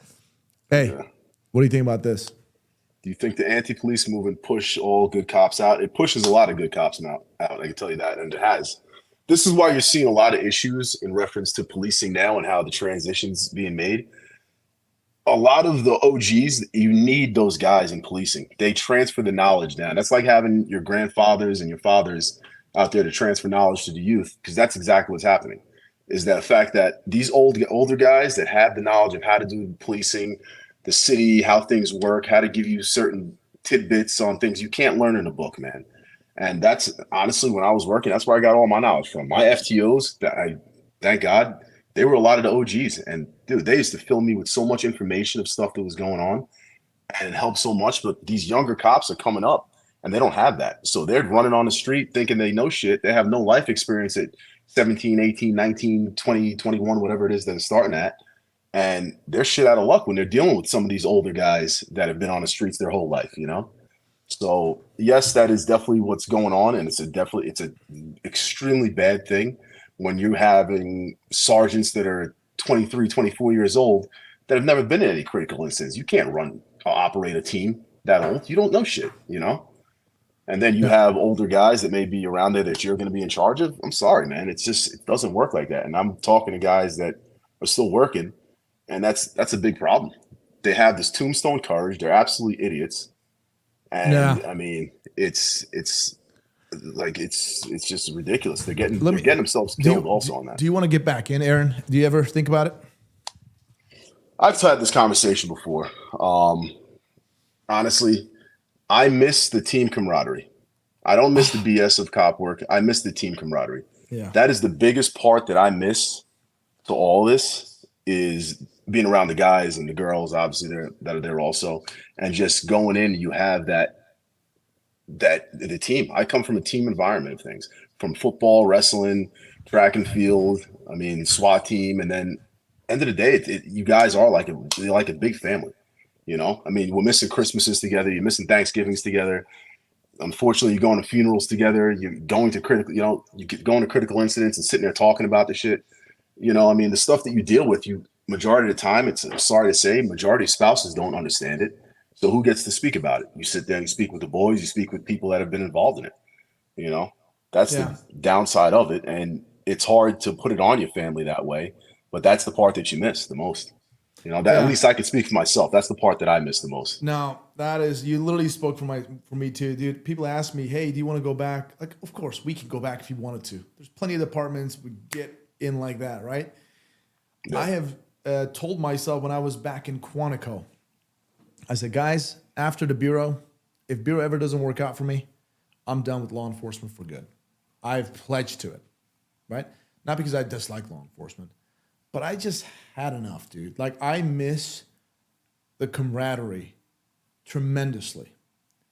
I miss the roll call rooms. You know, when you get in there, like, hey, Kyle, Turkish Elvis, sit down over here. What's up with that tight shirt, Kyle? Like, everybody make fun of each other, having a good time, because people love each other. Like, you know, there's a brotherhood. You respond to calls together. You chase people together. You fight people together. Yeah. There's a different feeling of that camaraderie. Yeah. And the parts that I don't miss, obviously, the politics, the paperwork, dealing with the executive management, with the bullshit and all that stuff. Yeah. And I do miss the action. Like, I do miss, like, there's a... Oh, dude. Without a doubt. Okay, like, you know, you've made a lot of entries into homes or buildings where there is a person, dangerous people with gun inside, and you're doing CQB. Now, I'll tell you this, guys. That's a different feeling than whenever you train. Even when you do, like, force on force, when you get in there and you know there could be, and you're looking for somebody with a gun, whatever, it's a different feeling. And I miss that adrenaline rush with folks. Yeah. That's it. I don't miss anything else. So 2 other factors to add on to that. There is no drug in this world that could get you the high than an adrenaline rush that you get from dealing with that crap. I don't care what you're smoking. I don't care what you're shooting up.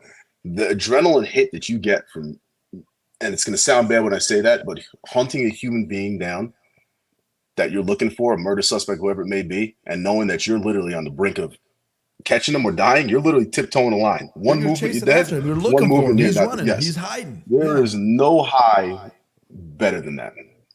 It literally is. And it's kind of like you're chasing a dragon in a sense, you know. And some guys will talk about this, and I know I've had this conversation with some of my military buddies. It's almost like you're looking for that you're looking for the ending feeling, the big play, the active shooter that you're putting your life in the line, and you know it's you and him or you and her, and then it's just, let's just fucking do it right here, right now. This is the one. It's a sense of that. It's kind of like that gladiator feeling, you know. I can't really explain it to you unless you've been there. You are chasing that almost at all times, and it does get tiresome sometimes, man. And it does have an effect on you in a way, and that's the part that I don't miss, is the effect it has on you. It has on your kids. Like even now with the Hi Daddy comment that just came up, that those are my boys watching me right now. Like I do miss that aspect and able to show them like, hey, Dad's doing something great. But at the same time, like, do you want to see that? I don't know. You know, but at the same time, you get the feeling of like you're the superhero. So I do miss that aspect of with my daughter and my two boys. 100%. You would love to be the superhero all day with that. And that's, I mean, this is the emotional side of me coming up, but you can't always be like that. And you want to protect them from everything. And then even being in that job, that's the downside I don't miss, is that there are things you bring home with you that I'm happy that I don't have to bring home now anymore, you know? And that's the part that sucks. Yeah. I generally, like, I try not to bring things home, and I was able to successfully mitigate that by just doing this. And I don't have kids, right? You had kids, so you probably saw some of those like crimes against children or even like families that probably affected you. Absolutely. I've said it before in podcasts, I'll say it now again. I could deal with a guy blowing his head off right in front of me with a shotgun, and I'll go eat a slice of pizza sitting right next to the body, and that doesn't bother me. You show me a kid or anything that has to do with kids' crimes, I can't deal with it, man.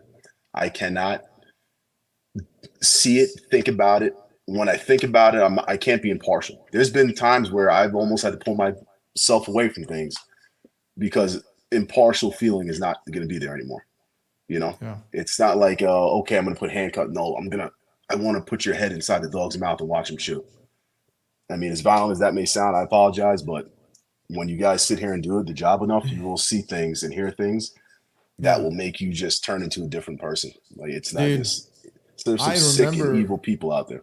There are evil people out there. I remember we had a kid, and it's horrible. We had a kid that was beheaded by his own mom. He was an 8-year-old boy, and stabbed in the chest area 50-something times. Like, it was the most horrific scene, right?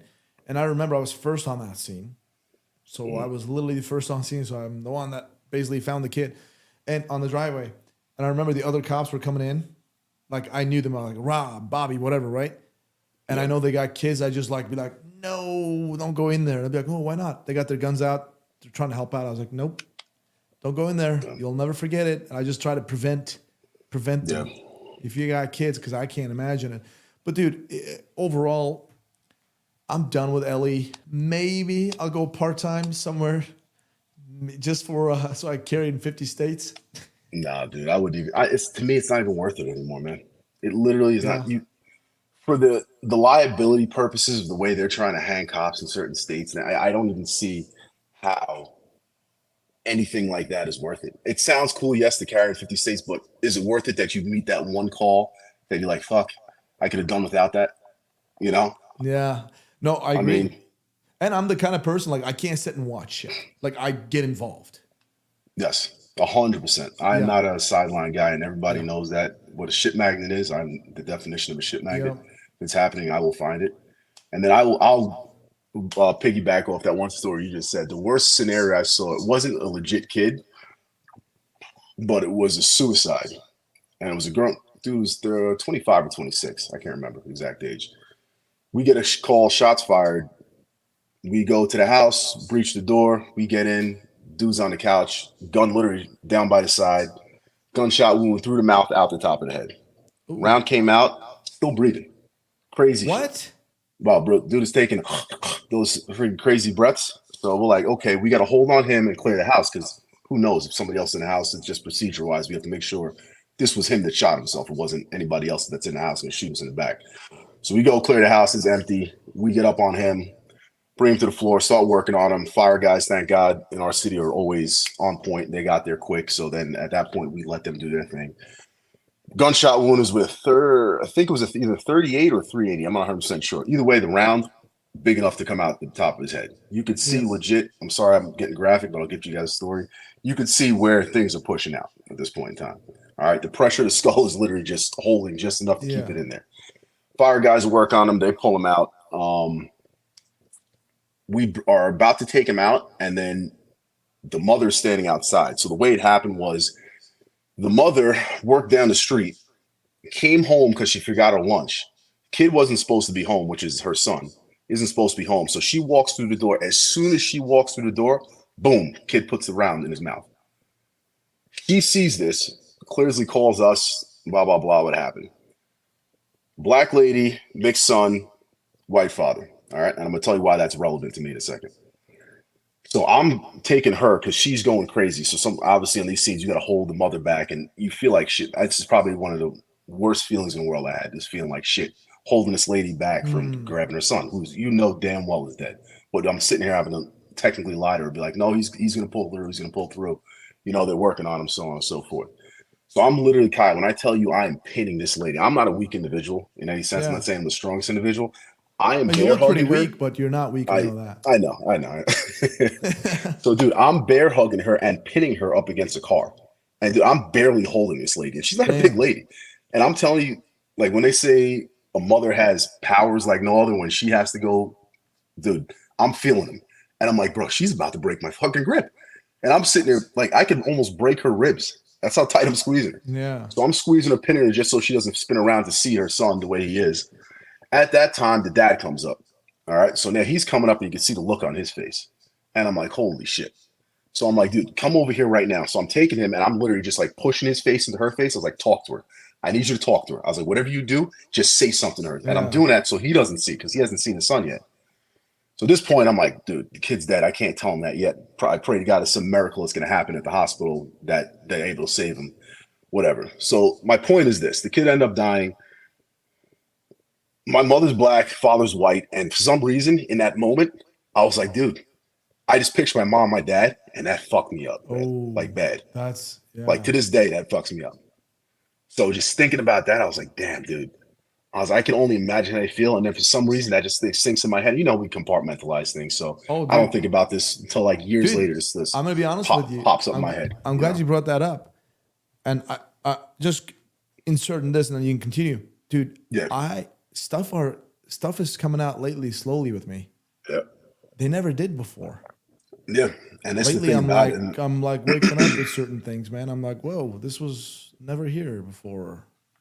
Oh yeah, weird. And I see it more now, especially I have two younger kids also. Like I've got a 16-year-old daughter and I got two young boys.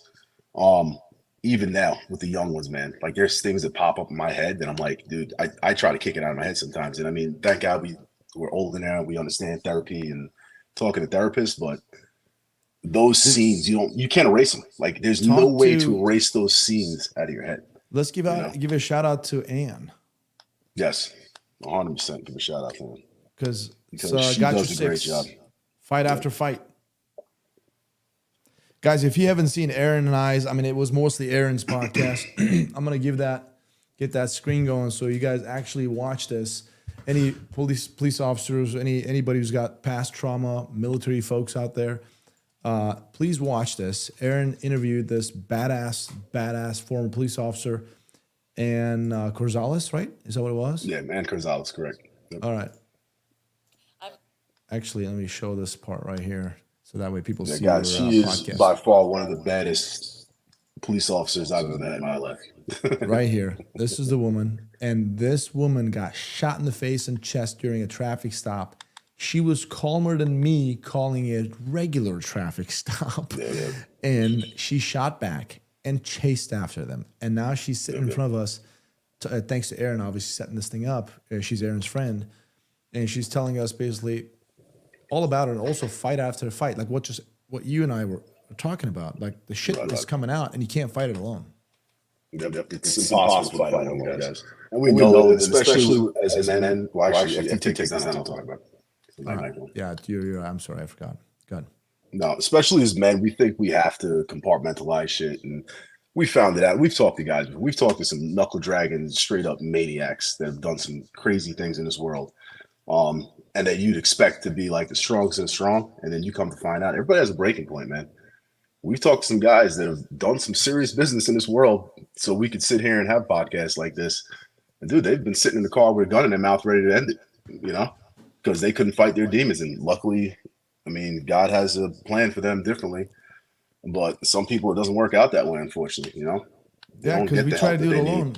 We're taught, Aaron, we're all taught this. This is a fact. I know my story is different than yours and other people's, and some other people have done way, way more than I have done, right? But at the end of the day, the receptors are the same, right?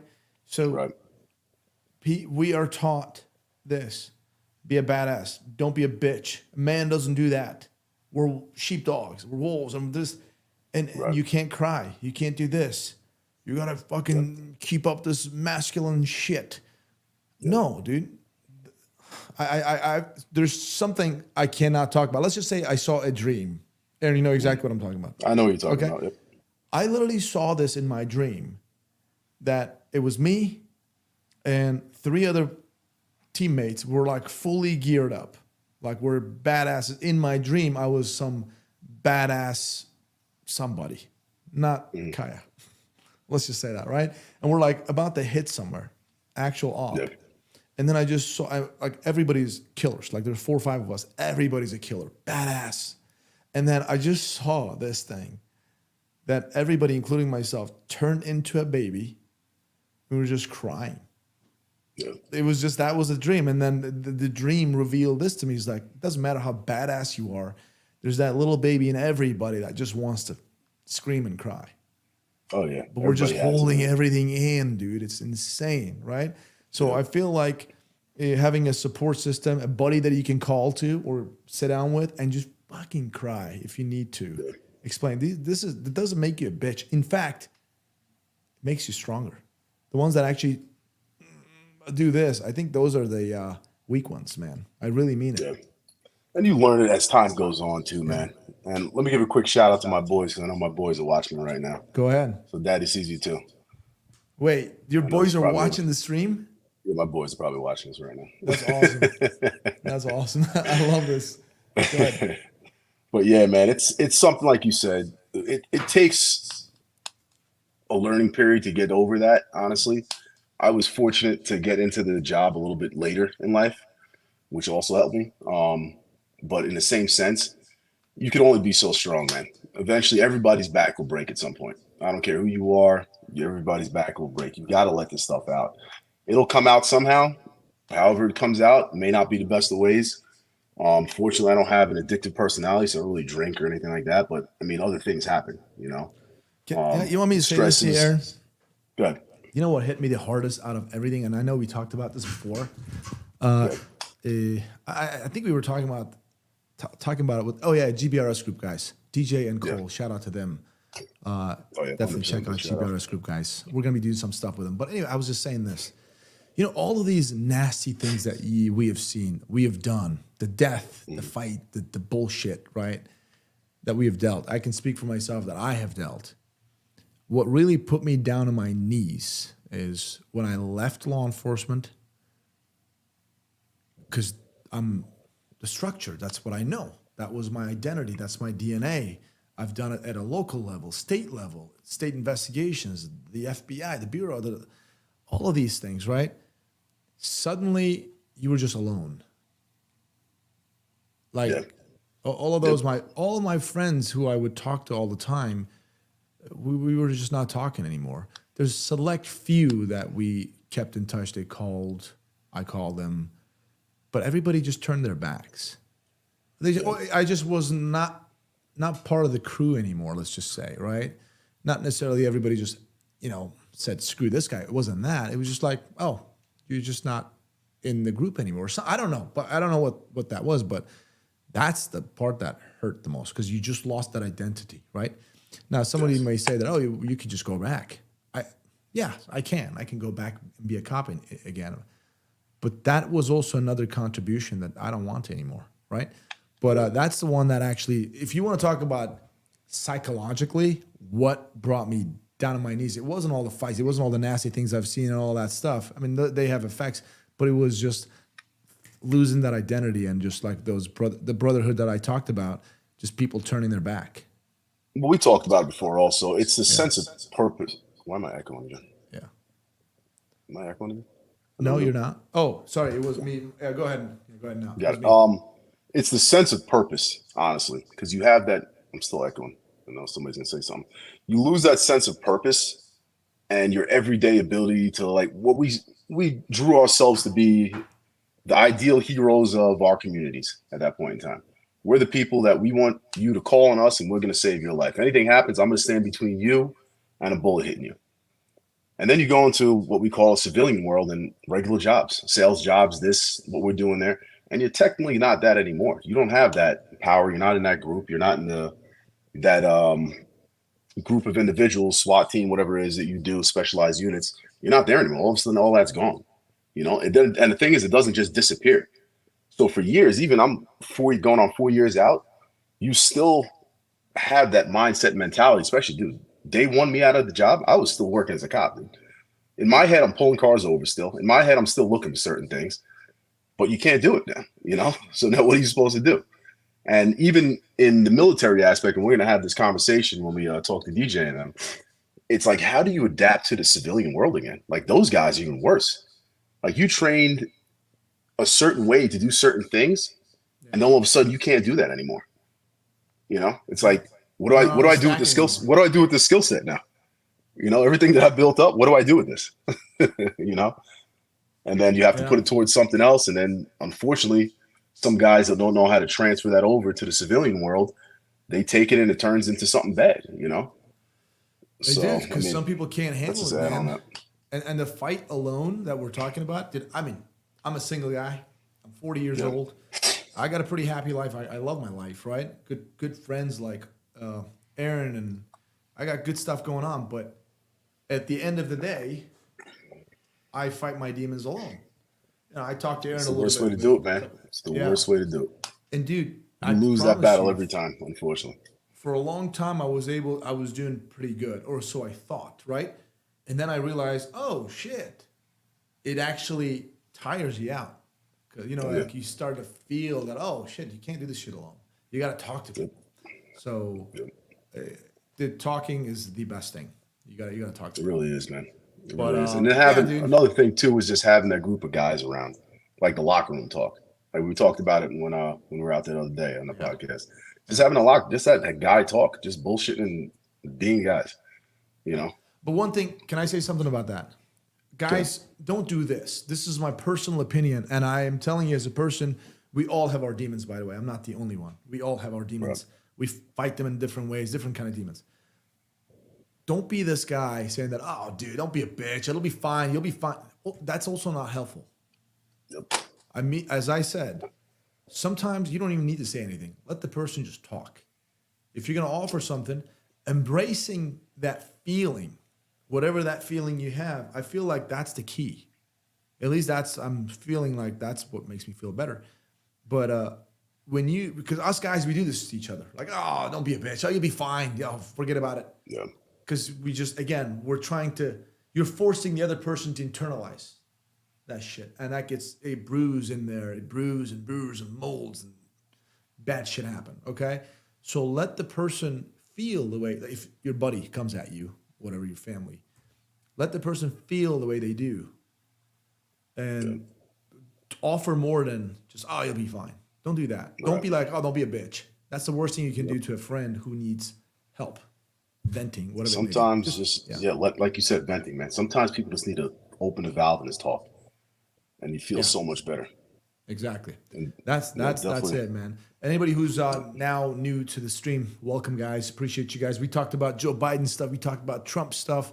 We talked about that Illinois cop that shot and killed that woman charged with a murder. And now we're talking about some of the good stuff, actually. If anybody's tuning in right now, the stuff that we're talking about, in my opinion, is gold. Hopefully whoever's going to be watching this on replay, And yeah, guys, we'll definitely be talking about this stuff more because this is a topic that people don't discuss enough, I don't feel. And I feel like it's newer. It's becoming more acceptable now because, like we talked about before, it was more like, oh, you're being a pussy, don't open up, don't do this. Like, we don't talk about our feelings. And honestly, that's why suicide at the rate it is where it is, man. I think this may be the first time I've ever said these things on in front of a camera. I think I've talked about this in private. The first time. We haven't really opened up like that, man. And I've talked to you about this before, man. Like, I've never really spoken on these things, and I sat down in front of therapists, and you give them the bullshit, like, oh yeah, I'm good. Yeah, cool. All right, check box. We're good here. Good, we're done. But I have found as I've done more and more, and even after I did the first podcast with Classic, that it was, like we said before, a vent. It was like opening that valve just a little bit and let a little bit of pressure off. I'm like, that felt a lot better, you know? I'm glad you brought that up. I'm actually going to give the screen. I want people. So here it is, guys. I know there are people tuning into this video right now, and some will be tuning in later on when it's on a replay at Classic. If you guys want to get to know of Aaron, here's Aaron. I'm going to give the screen real quick. Aaron, I know you're going to echo, but hold on. Okay. All right. Here is videos of CF Podcast. If you go to CF Podcast, these are the videos. We're going to go to the most popular videos. And it is right here, Aaron Suzo. Okay, I'm gonna click. I did a lot of work with the gang unit. I was on the SWAT team. Really? Yeah. Yeah. So it was fun. A lot of good experiences, but at the same time, I mean, it was on the ceiling, on the walls. There's 5.57 rounds all over the ground. Yeah. So I'm like, I was like, my vest doesn't stop this shit. And my tack. Thinking about all these different. So this is Aaron's podcast. Definitely check it out. Listen to it. I listened to this whole thing from the beginning. I listened to this before I met Aaron. I was like, oh man, I got to meet this guy. He's awesome. And obviously he's a lot better than this podcast, right? Hour and 35 minutes. It's a fantastic listen. If you guys want to get to know me, anybody who doesn't know me, you guys want to get to know me a little bit. And mine is right here. You know, I'm moving from Turkey to US, become an agent, all this stuff, right?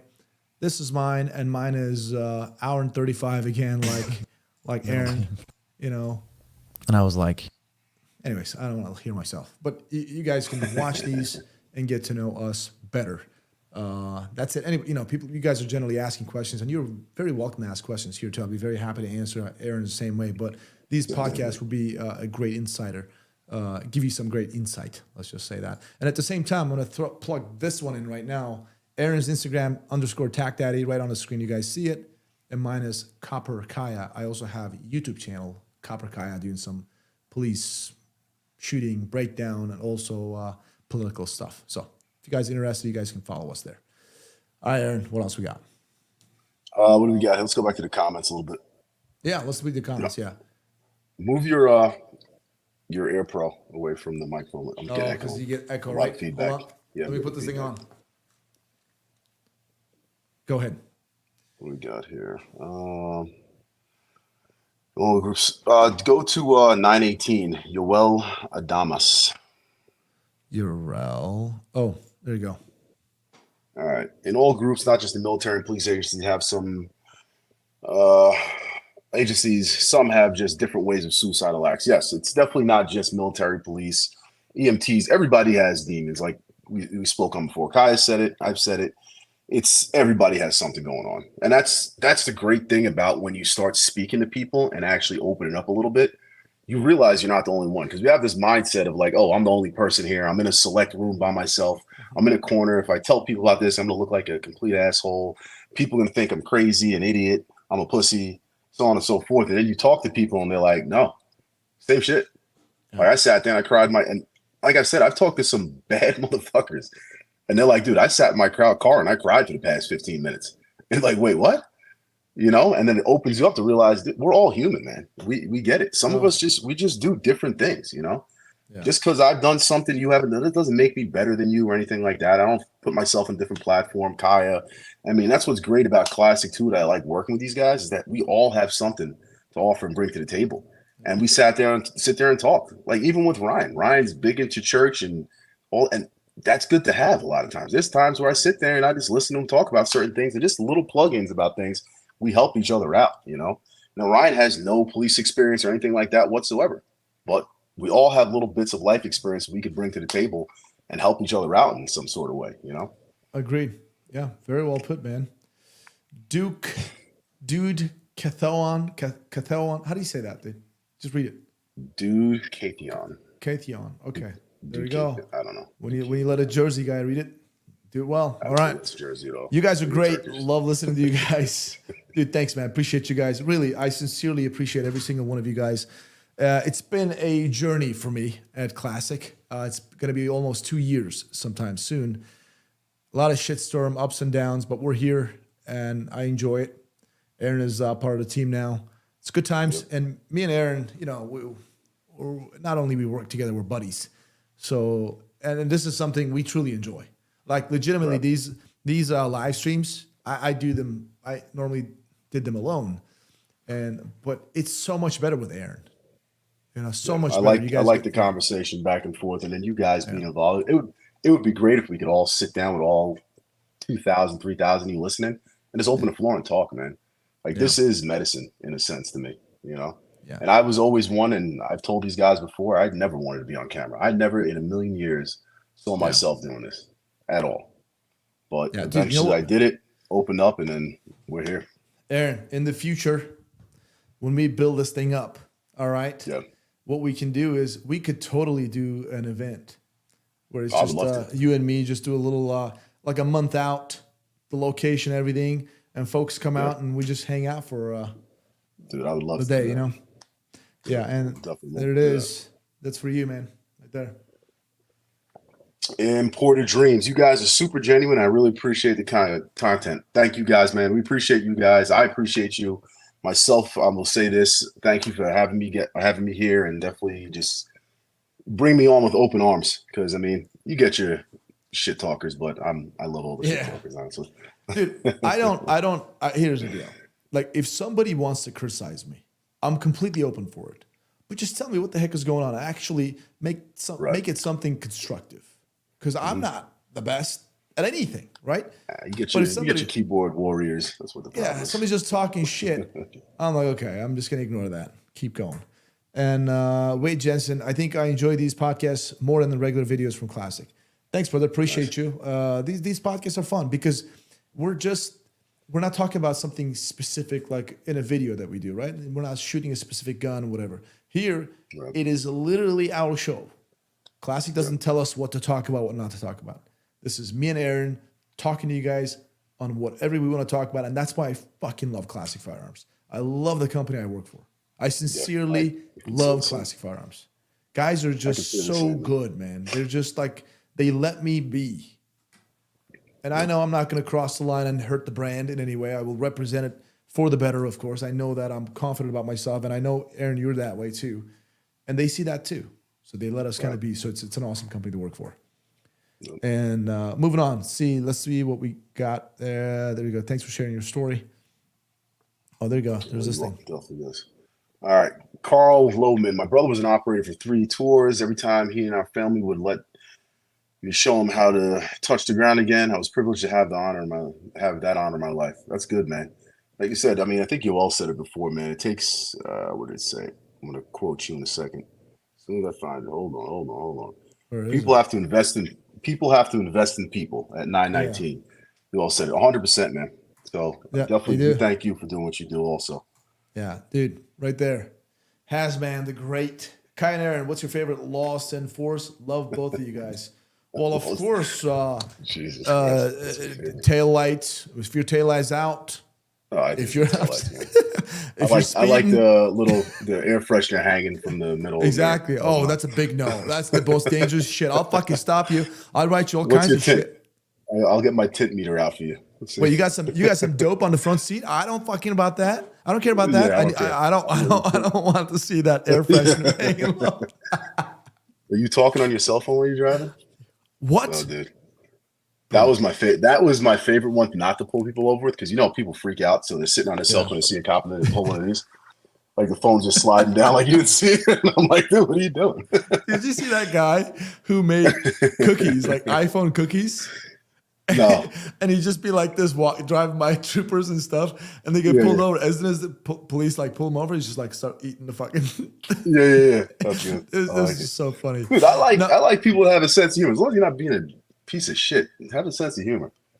I'll tell you a story that's funny. I made a kid. He was doing burnouts in a parking lot. Him and his boys, and we were all assholes when we were younger, man. I've done a lot of those. So he's doing burnouts. He doesn't see me sitting there, and I'm just like, bro, what are you doing?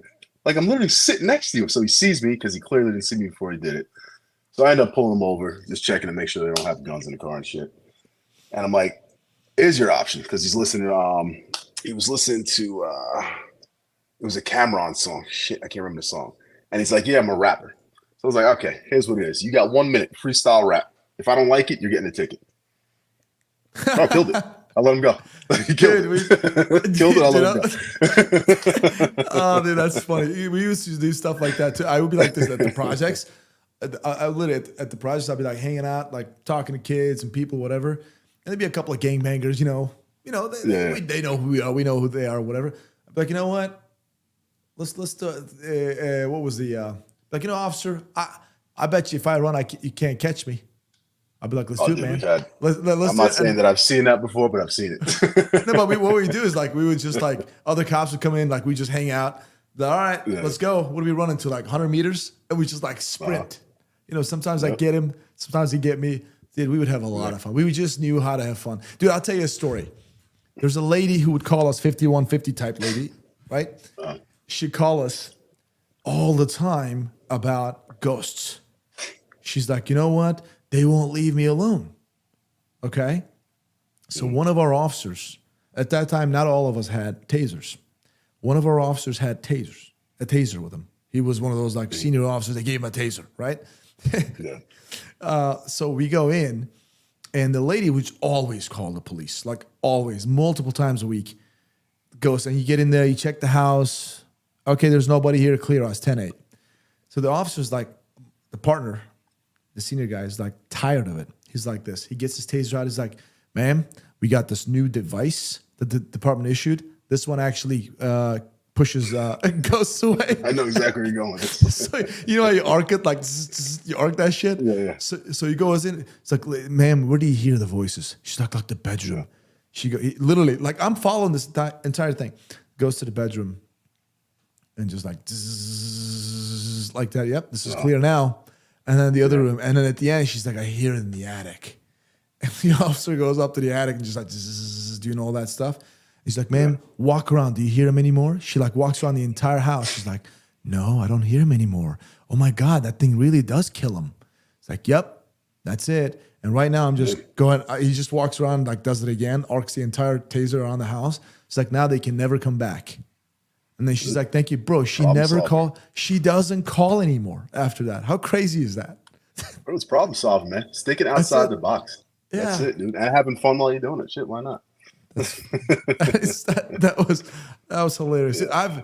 I've got some stories I could tell, some stories I can't tell. But I've had a lady who called saying that she's hearing voices in her home. Me and a female officer showed up to the house. She opened the door. As soon as she opened the door, it was like an old lady with a white nightgown. It's 2 a.m. She opens the freaking door. She walks inside the house. She's like, they're in here. And then she just runs inside the house. Me and the officer, we look at each other. We're like, ma'am, nothing. It's dark.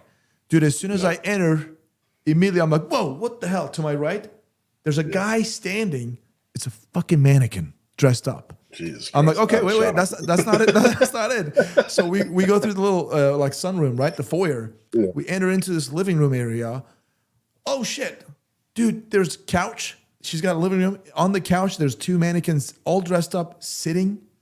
There's a dining room table, like 6 people. Mannequins are sitting, eating dinner. There's dolls everywhere, mannequins everywhere. You go to her room. There's a mannequin in the bed sleeping that she sleeps in. Mannequins everywhere. Imagine a house like that. Oh God. Yeah, yes, I'm sidetracking here. Dude, but we've had those crazy stories where you do things like that, and you're like, I don't know if I really want to help you out right now. I'm not really feeling like I want to go in there.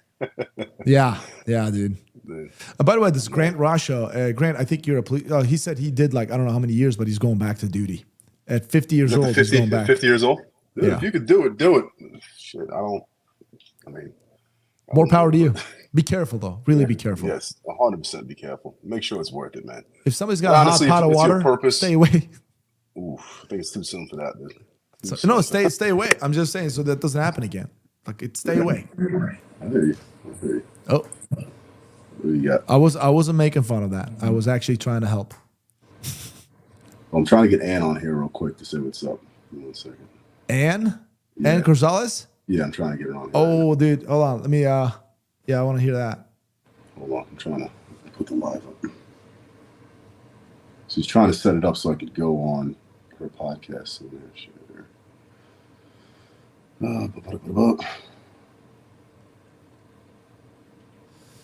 You. While he's doing that, guys, _Tac Daddy for Aaron and Copper Kaya for me. Instagram, if you guys are interested, you guys can give us a follow. She jumps on there, says hi. But yeah, man, somebody asked a question about if we could bring a machine gun. What the hell was that question? Kathion, dude, Kathion. See you, brother. Thanks for tuning in. Appreciate you. What the hell was that? Trying to see if there's any chat that I missed.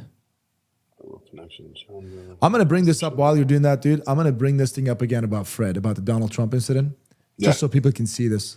Guys, please watch this. This is again about Donald Trump stuff. Fred Pyrie from Active Crisis right here. Guy knows what he's doing. 35 years, U.S. government.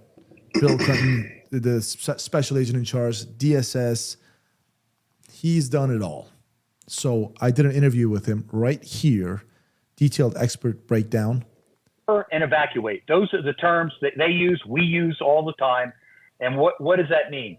Cover and evacuate. Well, Trump. So anyways, I don't want to have the entire thing here. If you guys go right here, this is my channel, Copper Kai, but go to this video and part 2 right here. Please watch it. It'll give you a lot of insider information about the whole Trump thing, the Secret Service thing. So that's it. That's my shameless plug. Moving back on. You got her or what? I just texted her, so let me see if she jumps on or not. I don't know if she's going to say anything. You know, she's a busy-ass lady. Crunchy, you leaving or what? Crunchy's on. He doesn't talk shit all night. I haven't heard anything out of Crunchy. You're right. I'm very disappointed in Crunchy I'm a little today. disappointed. I look forward to you talking shit about Kaya. Yeah, Crunchy, if you're actually going to be like this, don't come back to this live stream again, bro. Let me talk some shit so you can get all upset.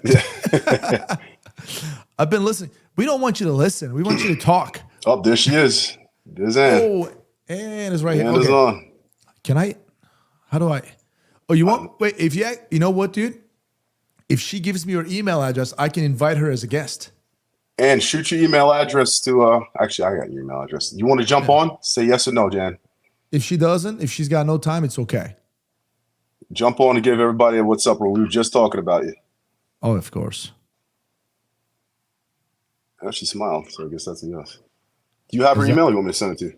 I don't have her email. Her email. Give me 1 second. All right, I'm shooting it over to you now. Okay. Text me that, and what I'll do is I will go ahead and invite her. Make Ann say hello real quick. Where's invite? There you go. Invite. Copy. Oh, yeah, she's gonna pop on her other YouTube. She said what she's gonna do it there. Yeah, well, I'll just. Dude, it's 9:30 already. Holy shit! I feel like. Yeah, we'll. I don't feel like what time it was. You know, time flies when you're having good. fun, man. Yeah, I like it. I'm good. Exactly. And okay, got it. And guys, man, give us some ideas too, because I actually like that idea that we just brought up about putting something together, an event or something, or invite the people out, do something, just have an open floor discussion. I'm sure we could do something either in Carolinas or some mid ground somewhere, and invite a couple people that we've either had on and just have some open floor discussion. That'd be pretty cool. Maybe a little range day setup. I don't know how that would work out logistically, but we'd have to put some ideas together. Yeah, I would hang out. Yeah, maybe a little range day. Maybe we would figure it out, man. Yeah, but I like the idea.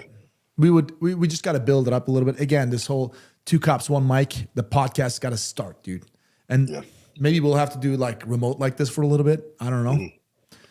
But I know folks who are watching this, they want 2 cops, 1 mic. Yeah. I wanted to, guys. I wanted to. We're working. It's just the logistics takes a little longer because we're not right next to each other. That's right. Dude, if you were next to each other, 2 cops, 1 mic would be like much bigger now. Oh yeah. We would have tens of thousands already. Subscribers, I mean. Put Grant Rasha up real quick at 9:35. 9:35. I'm looking at it right now. Ann should teach a class on radio communication. Let me tell you something. That was one of my biggest pet peeves.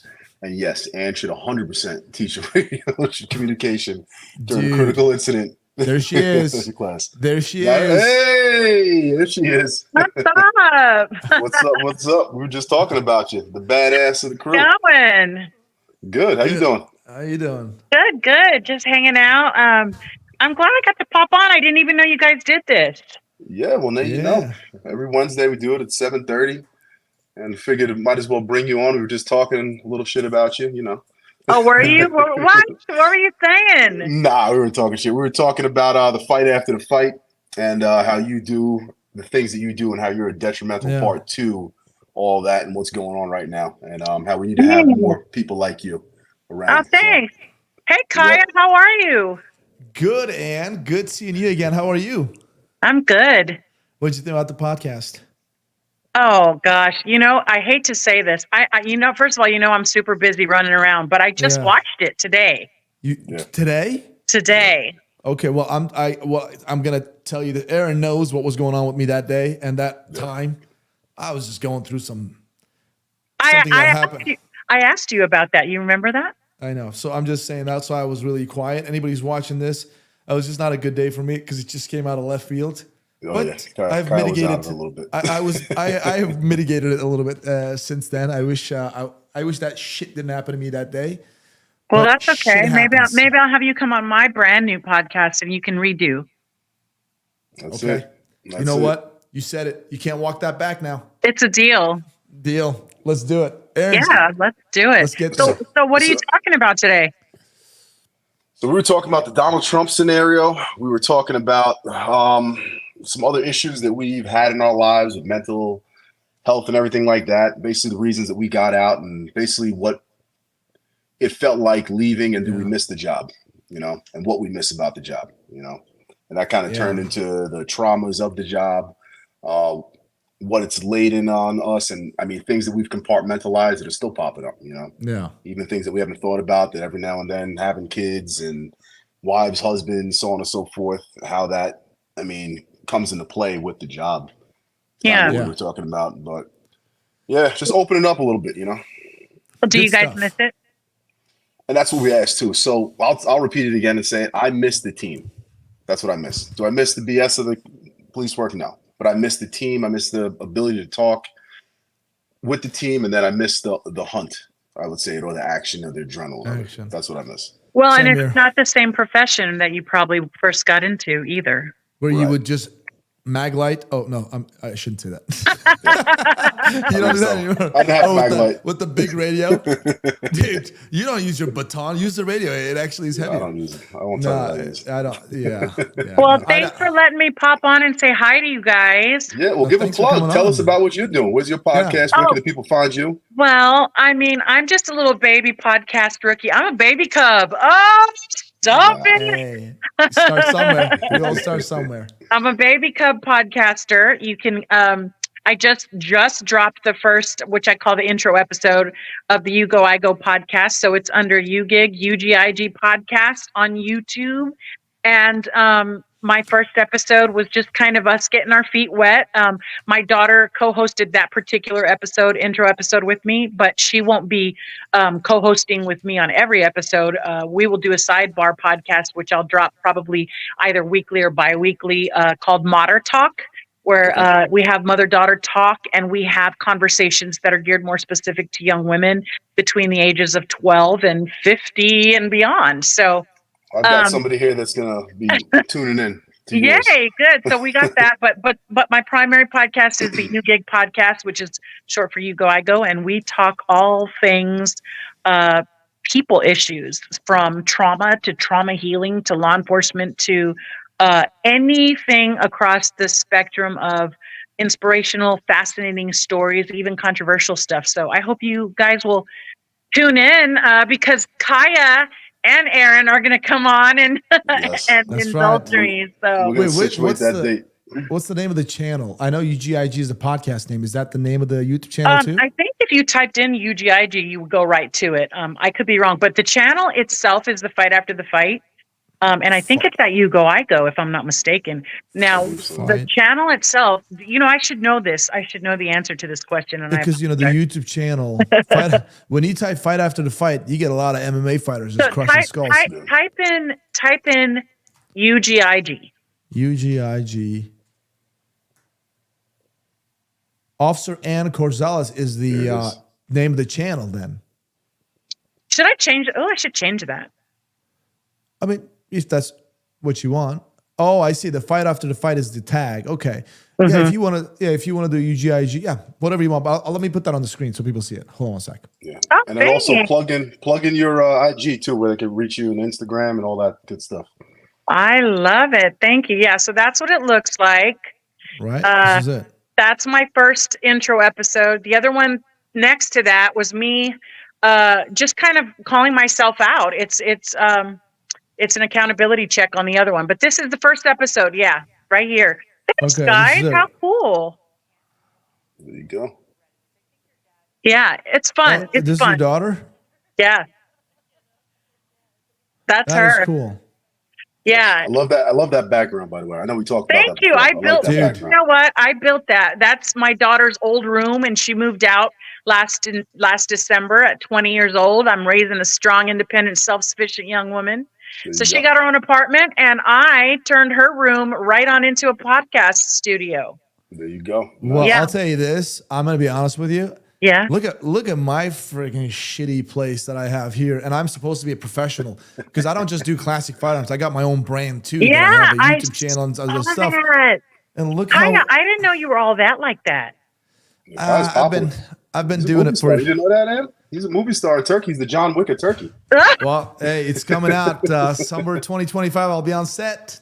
What? Is that real shit? Yeah. I got all I've been told is legitimately the character is a SEAL Team 6 commander. Kaya, you got to put me in on this one, man. Put me on, Kaya. Put me on. Look at all of it. Already asking for shit. I asked first. Congratulations, my brother. Thanks. Yeah, thank you. Yeah, it's exciting. Yeah, it's Turkey's biggest action movie. It's called The Mountain. They've shot the Mountain 1. They shot Mountain 2. Now they're doing Mountain 3. The director and the producer, he's a friend of mine, actually. He's the one that he reached out to me back in last April. He's like, hey, do you want to be in my third movie? It's the biggest movie in Turkey that we have shot. And I was like this. I was like, wait. I legitimately said this to him. I was like, dude, if it's some small itty bitty role, no. Just like that. Wow. He's like this. He's like, no, I swear. I know that may come across arrogant, right? I know that may come across a little arrogant. No, I love it. Know your value, bro. But I was like this. If it's a small itty bitty thing, because I'm not going to come out there, do something, just a couple of scenes, whatever, right? He's like, no, I'm actually talking about main cast. Wow. I was like, yeah. So we have agreed and everything. And he wrote the character. We had 2 days ago, I was on his live stream. He wrote the character. He told me, he's like, the only thing I could tell you is it's a development group, Dev Group SEAL Team 6 commander. That's your role. You're going to have your men. And they say that, for the purposes of inclusion, you should always have a strong Latina female in a military. It's true. I've heard the same thing. Yeah, I agree. And I do have that background in the tactics and firearms and military. So just saying. Hey guys, I am so excited to see this. I'll be tuning in moving forward. And thanks for the plug. That was super cool of you. Of course. Kaya, I will be picking your brain on this stuff. I had no idea I was in the midst of podcast royalty at the time I was sitting there. Yeah. Oh, no. I do. Like, anybody doesn't know. I mean, I've done YouTube in the last 3 years, well before Classic Firearms, in Turkish. right? Whoa. And I don't normally show my channel to anybody because it's in Turkish, right? But I'll Right. just show it to people, and you're not gonna understand anything. This is my channel that I've had for 3 years, and I'm sitting at almost 650K subs, moving on, and I've done the this. Do you see this, Aaron? The Turkish version of the Illinois shooting. Yeah, see, I just the Joe Biden. right now. So. I know you won't understand anything, but these are my videos just 14 hours ago. Look how many views this thing got.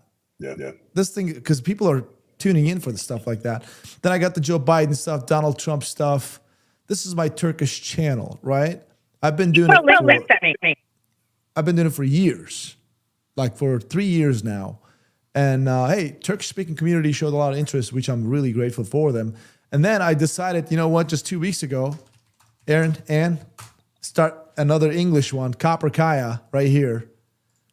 2 weeks ago? 2 weeks ago, and I'm at 14.5K subs, and they're liking it. You know, I'm just doing some similar stuff over here, kind of doing my own thing. I'm staying busy. Let's just say.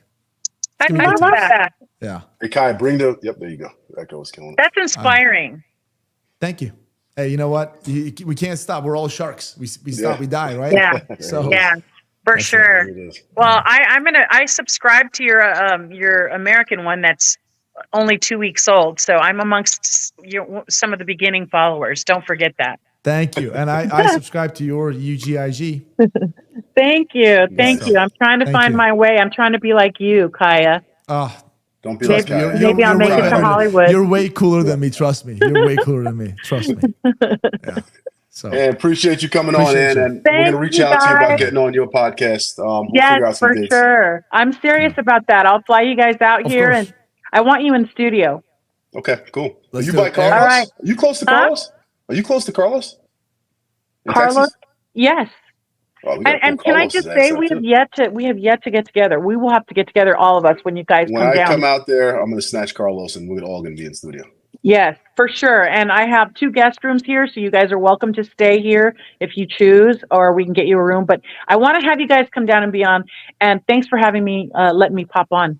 Of course, perfect. pleasure. Yeah, thank you, Thanks man. for Take stopping care. by. Thanks, All right, y'all. see you. Bye. Take care. See ya. All right, Kaya. I think That on was- that note, man, that was cool, dude. On that note, is this gonna happen? Is this happening, Aaron?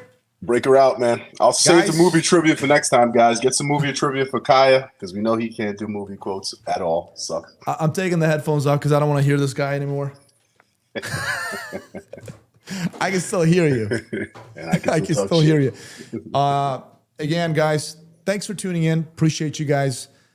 And we're going to do this every Wednesday. Next Wednesday, Aaron, we're doing this Yes, sir. again. Maybe we can even do twice a week sometimes. Sometimes. I Depends. think I know somebody we can integrate on next Wednesday's conversation, too. All right. I like that idea. I really do. Mr. Buttlicker, Guys- if you're still listening, you may have to make a phone call. Buttlicker. Yeah, we'll text him. Yeah. Guys, check out _TacDaddy, Aaron Suzo on Instagram, minus Copper Kaya. It's on the screen. With that being said, as always, I normally end it with the Star Spangled Banner, but in the last 2 live streams, I'm starting and ending.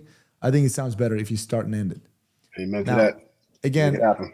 yeah, don't hold me to it, guys. I kind of am an amateur guitarist, so I make mistakes, but at least I do it. I don't chicken out and not do it, right? So there's that. Let's do it.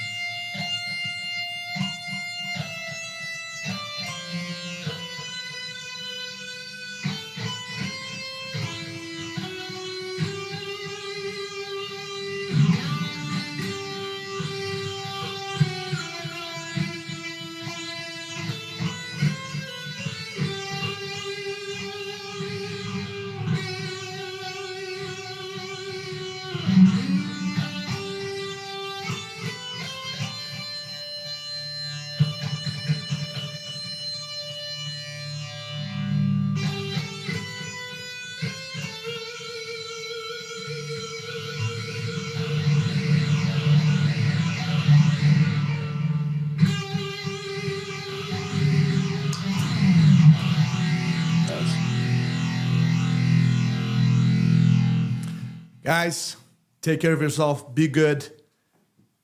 Thanks for tuning in, and we'll see you on the next one. Aaron, love you, brother. God bless. Love you. Thank you guys again. All right, Later. peace.